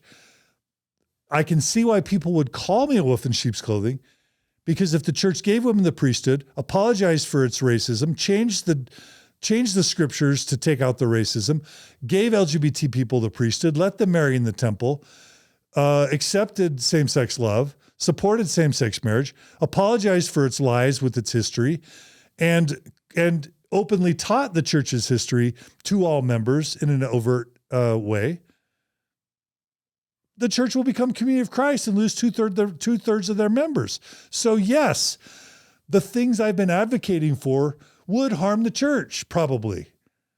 Not financially, because the church has more money than God at this point and can live off the interest, doesn't need tithing anymore, like Scientology. But it would certainly harm the church. So yes, all the things I've been advocating for would harm the church. And in that way, if someone wanted to claim I was a wolf in sheep's clothing, they could. It's true that the things I've been advocating for would be harmful for the church. And in that way, they could say I was trying to destroy the church. But that's not on me. I didn't marry 14-year-olds. I didn't lie about Joseph Smith's history. I didn't lie about the translation of the Book of Mormon or the Book of Abraham. I didn't say the racist things Brigham Young said. I didn't propose that women not receive the priesthood. I didn't create a Masonic ceremony that stole Masonic rituals and then change it later. I didn't excommunicate all the dissidents. That's all on Joseph Smith and Brigham Young and the church. So any of people leaving over any of the recommendations that I've made to change, or any changes that the church makes in response to the things I and others have done, that's on Joseph Smith and the Book of Mormon and the Book of Abraham and the Journal of Discourses and Brigham Young and all the church leaders from then to now that have lied consciously and hidden things and punished the truth tellers. That's not on me. Okay? So no, I don't think I qualify for wolf in sheep's clothing for that. The other is, did I know that people's exposure to the history and the social justice stuff, did I know that would probably cause some to lose their faith? And I had to confront that really early on because, as I told you, the 2 times I stopped Mormon Stories, it was because I realized that exposure to the truthful history, and the social justice issues did lead to people leaving. And for a long time after I quit, people were like, John, that's not on you. If people learn about polyandry or peepstones or the stone in the hat or the Mason stuff and the Pele El, and the throat slitting in the temple ceremony, if people learn about that through you, that's the church being dishonest. That's not your fault for just speaking openly about the facts. It's the church's fault for not being transparent and punishing the truth tellers. And it's not your fault for the consequences of people learning the truth about the church and thinking more critically about it. And so, in addition to social justice, the other 2 words that have always driven my work is informed consent, which is that people deserve to know what they're joining or giving their lives to. And it's fun. And because of the stakes of a high demand religion like Mormonism, you give 10% of your income for life. You give 2-year mission service. You get indoctrinated. You pledge eternal devotion to the church. The church determines when you get married, how you get married, who you marry to, how many children you have, what careers you pursue or don't pursue. and this is way more severe for women than for men in the church, given the massive stakes of active, devout, Orthodox Mormonism, you deserve to know the accurate church history and the way the church has harmed people. And it's fundamentally unethical and deceptive and dishonest and harmful to hide that information from people, given the stakes of membership, the claims of absolute truth and of exclusive authority, and the stakes and the cost of full Orthodox, active, devout membership. People deserve to know. So yes, I have always been and am about informed consent. But does that make me a wolf in sheep's clothing? No. If I had a magic wand, and I've told people this since the beginning, if I had a magic wand, what I would do is I would wave it, and for everyone who wanted to know the truth about the church or would be irreparably harmed from membership, they would learn about Mormon Stories. They would learn Rough Stone Rolling, read Rough Stone Rolling. They would find out about the CES letter. And for those who wanted to know, who would be benefited from either becoming more progressive or liberal or from leaving, I would want them to know, right? But if I could wave a magic wand and anyone who wouldn't want to know because it would harm them to know, right? Or if I even knew that they would have an inferior life by losing their faith and leaving, why would I want them to leave? Yes, I'd rather people have a life built on a false understanding of the world and of truth. I'd rather them have a happier, healthier life living within a false belief system than have an inferior life outside of it. The problem is I can't control who listens to my podcast, who stumbles on it. I can't do that. So the best I can do is speak the truth on the podcast, interview believers and non-believers, try and discuss the issues as fair as possible, and then let people use their free agency to figure stuff out. So I don't know. I don't think that makes me a wolf in sheep's clothing, but I can see why people would claim that, because simply learning the truth about the church or becoming gay or becoming a feminist or becoming sensitive to racial issues or becoming super educated, just exposure to those things, in my view, is highly correlated with disaffection. And the church continues to resist change in those areas. So I don't think I'm a wolf in sheep's clothing. It's never been my desire to take people out of the church, but I've known from the beginning that there was that risk. And in effect, that's what's happened for hundreds of thousands at this point. But I don't think that's on me. I think that's on Joseph Smith, Brigham Young, and all the leaders from then to now that have encouraged and supported the bigotry and have deceived the members knowingly and openly about the church's history and about the church's truth claims. I think it's on them. I think they're the wolves in sheep's clothing for people's health and for the truth. I think I've been 1,000 times more honest and open about the church's history than the church has been. And I think for the social justice causes I care about, I think I've helped move the needle much more than the church has. And honestly, I think me, along with Sunstone Dialogue, the Mormon History Association, Journal of Mormon History, all the other podcasts, Bill Reel, Radio Free Mormon, John Larson, Mormon Expression, Gospel Tangents, Mormon Book Reviews, Year of Polygamy. I think all of us together have really helped change the church over time. And you wouldn't see the progress that the church has made without the Tanners and Eugene England and Dialogue and Leonard Arrington and Lowell Bennion and the September 6 and Feminist Mormon Housewives. And, so I'm proud to stand with all those heroes, including Juanita Brooks and Fawn Brody and the Tanners and others. I'm proud to stand with them as people who have helped the church improve. And there was some point where I'm like, oh my gosh, I just realized that the main thing that I do is help the church realize where it's in error and help the church change. As I've watched the church change in response to the efforts of me and many other people. I mean, whether it's Sam Young stuff or the Gospel Topics essays or the church's progression on LGBT issues or even support of people in faith crisis, it's all happened in the past 15, 17 years. Church knew all these things before. What's different? The internet. You know what I mean? So I've had to come to terms with the fact that in effect, what I'm doing is helping the church change as they punish me and malign me and smear me and in some sense try and harm me and my family. But I still love the Mormon people. And ironically, I still love the Church of Jesus Christ of Latter-day Saints. I'm grateful for the influence that it's had in my life. I think it's a net positive influence. I feel fortunate to have been born into this church and to have been raised in the church. I feel like it's been good for me.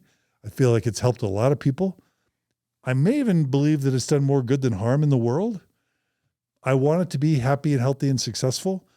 And I want it to just get better and do better. So I still love Mormons. I still love the church. I just want to see it improve and harm less people. And that is my Heavenly Father's honest truth. I say, raising my right hand to the square. Forever and ever, amen. Do you think, especially since 2015, that Mormon Stories is a fair representation of Mormonism? Is it neutral? No, not neutral. I think you and Steve Peininger do a better job at neutrality than I do. I worked really hard to be neutral for a long time. Yeah. And I've already told you that I think the skewing of Mormon Stories is more at the hands of the church excommunicating me and the church with Proposition 8 harming and spiking, tripling the suicide rates of LGBT youth in Utah and punishing the ordained women movement and excommunicating me and others and, refusing to be honest and open and then excommunicating me, which then made more faithful people afraid or unwilling to come on the podcast. I lay the skewing of Mormon Stories primarily to that and to the uncourageous neo-apologists who stopped being willing to be courageous and stopped being willing to come on Mormon Stories out of fear, out of a desire to manage their capital or out of a fear of what might happen if they do come on Mormon Stories. I lay the skewing of Mormon Stories primarily on those two groups of people. But yeah, when you see so much divorce, so much destroyed families, so much LGBT suicide, so many people's lives be controlled with undue influence under false pretenses, you get angry after a while. And it's hard to bite your tongue forever unless you're just truly unempathetic. Like if you lack empathy, then you can just be calloused and never get angry and upset. Or if you have extraordinarily character and discipline, and maybe that's you, or maybe you just haven't been doing this long enough, or maybe you just haven't talked to enough, maybe you just haven't seen enough suffering. Maybe you, Rick Bennett, have cocooned yourself from the suffering that I've seen, or people don't reach out to you like they did to me. But I don't know how anybody can face the carnage that the Mormon Church has wreaked in the lives of its members, in addition to the good stuff, how they can face that for 10 or 20 years and not get angry. I think angry is the healthy, mature, rational response. So I appreciate how academics has to remain neutral and that's an important part of the discipline. So I respect you and the Bushmans and Thomas Murphy and, all the academics who are able to remain neutral. I have deep respect for the discipline and the character that sometimes is required to do that. But even them, I don't know how they can see the deception and see the carnage and remain neutral emotionally. No, Mormon Stories pre-2015, I think has been one of the most neutral outlets ever. I would agree. For discussing these sorts of issues. I think Dialogue and Sunstone have done some amazing work in that area. I think Journal of Mormon History has done some good work. John Whitmer, there are others that I look to as inspirations. But as far as podcasts go, I'm really proud, even to this day, of the neutrality, because I'll still have believers on. And I'll interview people from I would love to sit down with you for 4 hours and ask you how you still believe and help provide you as a model for belief. But I still have Christians on, believers on, non-believers on. I try to be as neutral and as balanced as I can. And I still have many, many, many, many, many people tell me, thank you for your neutrality, John Dehlin, for your balanced approach with Mormon Stories in 2022, because that neutrality helped me. I still have bishops and stake presidents and CES employees who listen to Mormon Stories regularly and faithfully. So I must be doing something right in terms of my tone to have believing members still tuning in. But no, it's not, what did you say? Neutral? Neutral, yeah. And I don't know how anyone can be neutral in face of all the dishonesty and suffering that's been out there. But I still try my best. I've fallen a lot. I admire you, Gospel Tangents. So everyone should watch everything Rick Bennett has ever produced and donate to him, by the way. How do people donate to you? I don't want to sidetrack us, but how do they donate? Just go to my website. I've actually upgraded my website. GospelTangents what? .com. Okay. Yeah. I don't want to end the interview yet, but go to gospeltangents.com and donate. Also support Stephen Peiniger and Mormon Book Review. But I admire your neutrality. I strive for neutrality and I fail often. So that's a long way of saying no, but I'm still proud of what I've done and I'm still trying. Well,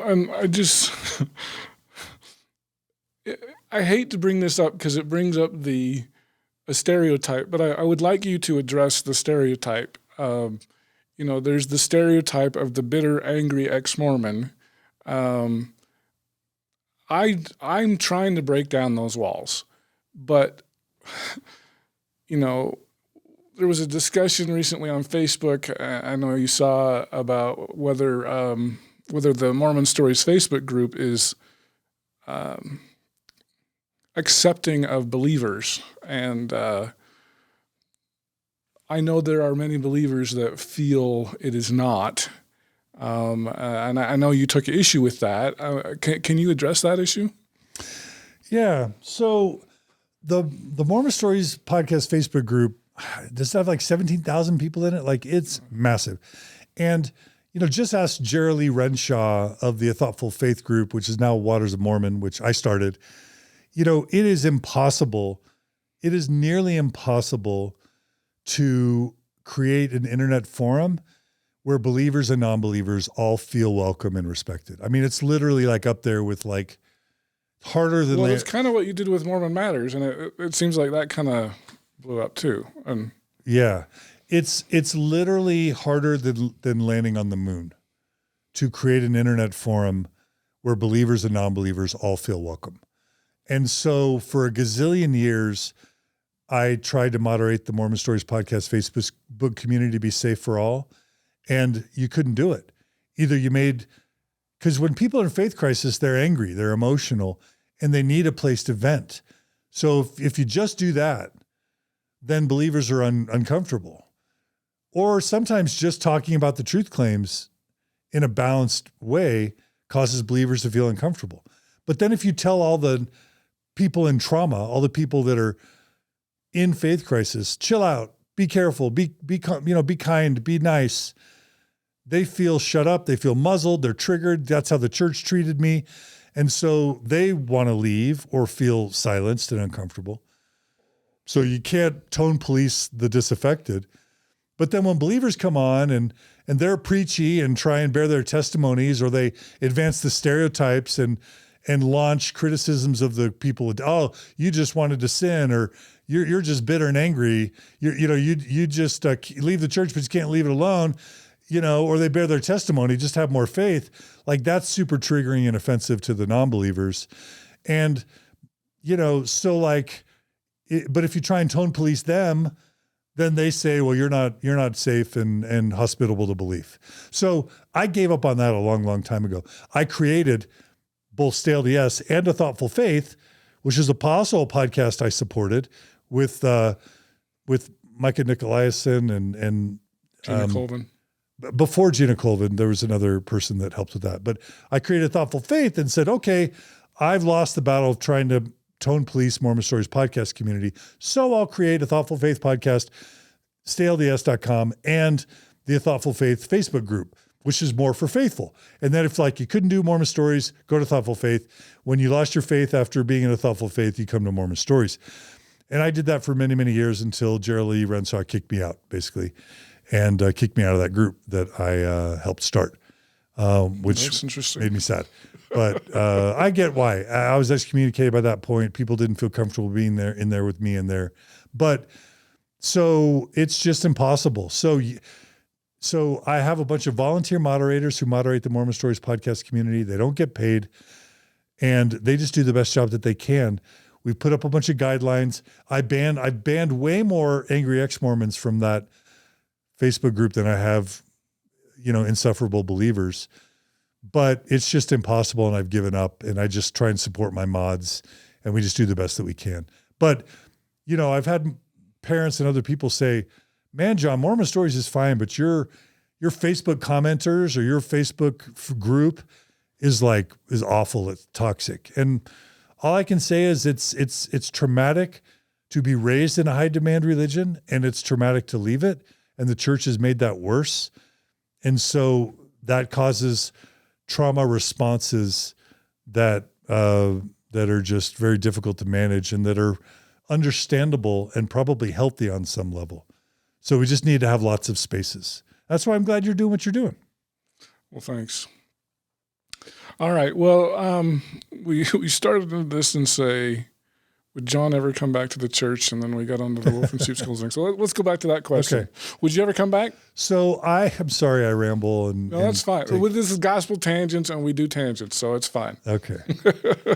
So probably not, because I don't think the church would ever change in the ways that I don't think the church is capable of changing in the ways I would want it or need it to change. Do you want me to list all the things the church would need to change? Well, you already did. Okay. We went through that. So short of that, then no, I wouldn't feel like the church would be like, I have several LGBT children.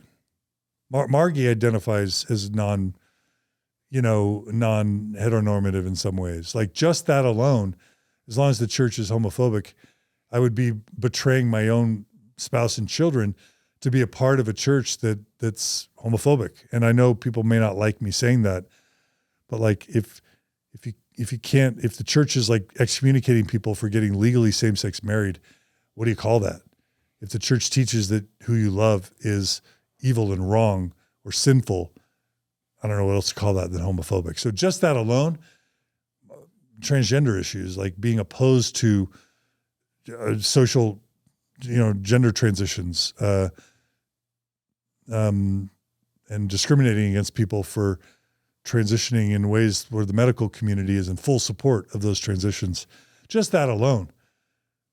So that's going to make it so I can't be a member, but I miss it. I love it. Really? Oh yeah. I mean, I miss a lot about it. Because I've seen you post about, how, there's life after excommunication. It's great. I love my life. Yeah. Let me explain that. So first of all, a lot of my unwillingness to leave the church turned out to be learned helplessness or conditioning. Why was I fearful that I couldn't raise healthy kids outside of Mormonism? Because I was taught by the Mormon church that you can't raise healthy, happy kids outside of Mormonism. I was taught that. I was taught that non-Mormons are inferior spiritually and righteously compared to Orthodox believing Mormons. We always looked down on non-members, always. And we always looked at it as a Mormon, it was always the wrong decision to leave the church, and you most likely would fall prey to sin. So that's how Mormons are conditioned. That's how I was conditioned. And that's why for so long I was afraid to ever leave. And that's why I was, afraid both for myself and for my kids. that I couldn't be moral, that I couldn't be faithful to my spouse without leaving the church, or without with leaving the church. And ironically, I feel like I'm more honest and faithful to Margie now than I was when I was in. And I feel like my kids are healthier now than they were when they were in. But it's been a struggle.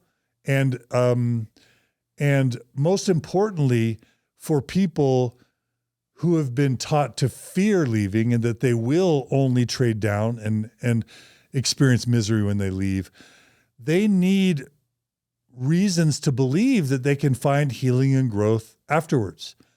So a big part of Thrive, the Thrive Initiative, and a big part of what I've tried to do with all the faith crisis interviews that I do is to show people through stories that you can have a healthier marriage, better mental health, be a better parent, be happier and healthier than when you were in the church. And I do believe that. I do believe that for many, their happiness and health, their depression decreases, their anxiety decreases, their marriage improves, and their parenting improves after they leave the church. Sometimes their integrity improves after they leave the church. That's not everybody, but that's the majority of the people that I have interacted with. And by this point, it's tens of thousands. That's the majority of the people that I've interacted with after they've left. Almost no one has ever said, I wish I hadn't left. Almost no one in tens of thousands of people that I've interacted with.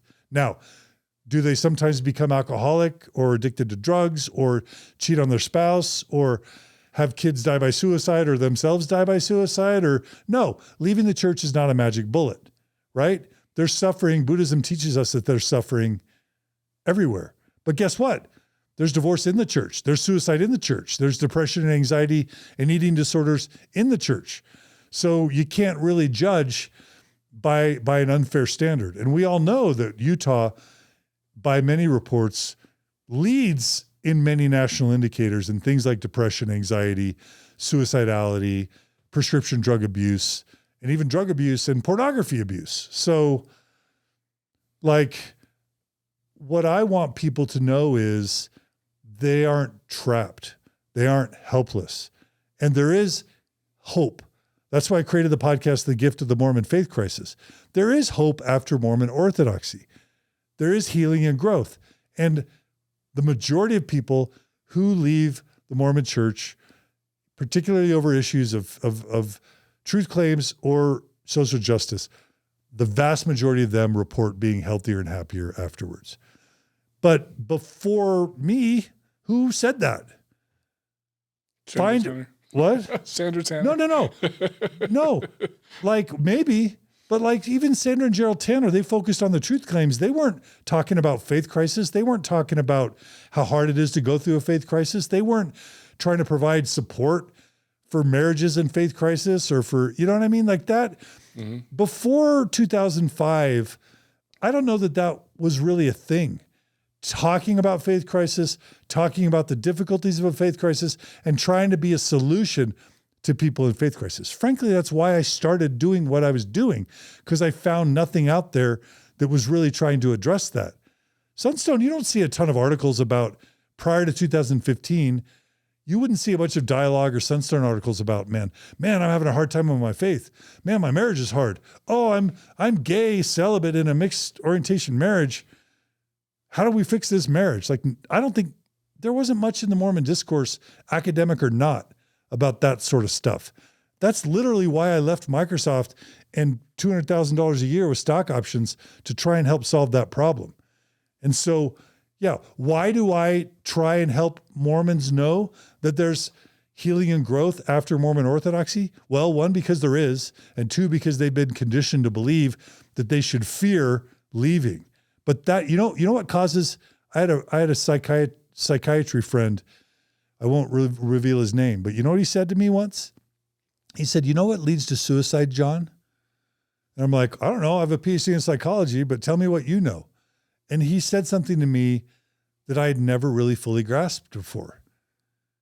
He said, do you know what causes suicide? Do you know, Rick? No. Do you know what causes suicide? Depression. Huh? Depression. But lots of people are depressed. What causes people to kill themselves? I'm not a psychologist. I have no idea. The answer is feeling trapped, feeling like there's no way out. You're sandwiched between two things, like your marriage and your kids and your wife, or being authentically gay, right? Your belief in the, your membership in the church and your standing in the community and your marriage and your kids and your reputation, or your integrity, where you've discovered that it isn't true, right? Your job that provides an income for everyone, your kids, your wife, everyone, and your integrity that no longer is the church is true, and you're dying because the church is killing you and you can't be honest about it. It's being trapped with no options that makes people want to die. I want my parents to love and respect me, but I've lost my faith or I'm gay. And if I leave the church, say I don't believe, quit my mission, leave the church, my parents won't love me anymore. They'll disinherit me and I'll be socially ostracized. It's being trapped that makes you want to die. So why do I advocate for healing and growth outside of Mormon Orthodoxy or Mormonism? So that people know they have a choice. But you still miss it. I miss parts of it. I don't miss the temple ceremony. I don't miss the patriarchy. I don't miss how boring and tedious it can be. And I don't miss the closed-mindedness and the exclusivity of it all. But I miss a community. I miss, for all the stuff we've done with Thrive and Oasis, we haven't figured out secular community in a way that feels as good as freaking ex-Mormonism can be toxic, where it's just like crabs pulling each other into a boiling vat of water, just like cannibalizing each other. Ex-Mormonism can be beautiful and amazing and super toxic and awful. We've never been able to create anything to approximate the type of loving, supportive, affirming community. I mean, there's small instances of that, I went and helped a friend move last weekend, and I loved that. We've delivered casseroles or raised money for people who are sick, but not in an organized way that religion and particularly Mormonism has been able to do. And yeah, I miss knowing everyone in my community where I live and being able to go to once a week, meet with them and serve them and have them serve me, and that fellowship of getting to know people in your neighborhood and loving them and having them love you and suffering through things with them. So yeah, I miss that. Mm-hmm. Yeah. And we haven't figured out, and that's another reason I don't want I'm not trying to destroy the church or explicitly take people out of it, because I don't know that we as ex-Mormons or as secular people have figured out for sure a better way. Is there healing and growth and happiness? Yes. Is there a system that's as packaged to provide people with identity, meaning, purpose, spirituality, community, friendships, resolution about the afterlife? Is there a package that you could just drop into, live it, raise your kids in it, and have a community and blossom from it? No. And that's why I'm not eager for the church to die. And I'm not eager to pull people out of it. Because I don't know of a sure bet better way yet. Other than I know hundreds of thousands of people now who are happier. But that doesn't mean that the people who are in it now would be happier if they left. Maybe the people who are in it now know what would make them healthiest and happiest, and they stay in because they know themselves. And none of us have any job at telling them what's best for them. If somebody feels like staying in is best for them or their family, they should stay. And I tell people that every day. Stay. Why don't you stay? If you can stay and make it work, why would you leave? And I feel that way to this day. And I counsel people every day to stay in the church if they can. If they can do it in a way that isn't toxic to their own mental health or to their situation, that doesn't betray their integrity. Like you. Well, thanks. Well, we've been 4 hours. Is there anything we missed, John? That's it. We got it all. You want to talk about? I could die now. I've said it all. This will be the definitive interview that I point people to for everything about me, whenever they want to know about me. But I may share it on Mormon Stories too. So. That's fine. Yeah. But freaking support Gospel Tangents, donate to Rick, support his work. All right. Well, thanks, John Dehlin. Oh, and support Stephen Pinecker and Mormon Book Review. And of course, so Steve's a really good friend of mine, so we talk all the time. So Mormon Book Reviews is awesome. So. All right. Well, Dr. John Dehlin, I thank you for this wonderful time you spent here on Gospel Tangents. I really appreciate it. And I would love to have you back and let me grill you about how you stay in the church and know all this stuff and still be a believer. I'm not an open book like you, John. I don't know. This is going to be a lot harder for me. So I like asking questions. I don't like answering them. Rick is smarter. Rick is smarter than John Dehlin, basically, is what you just said. You're smarter than me because you know that, full disclosure is problematic. It sure is. All right. Thanks, Rick. Thank you.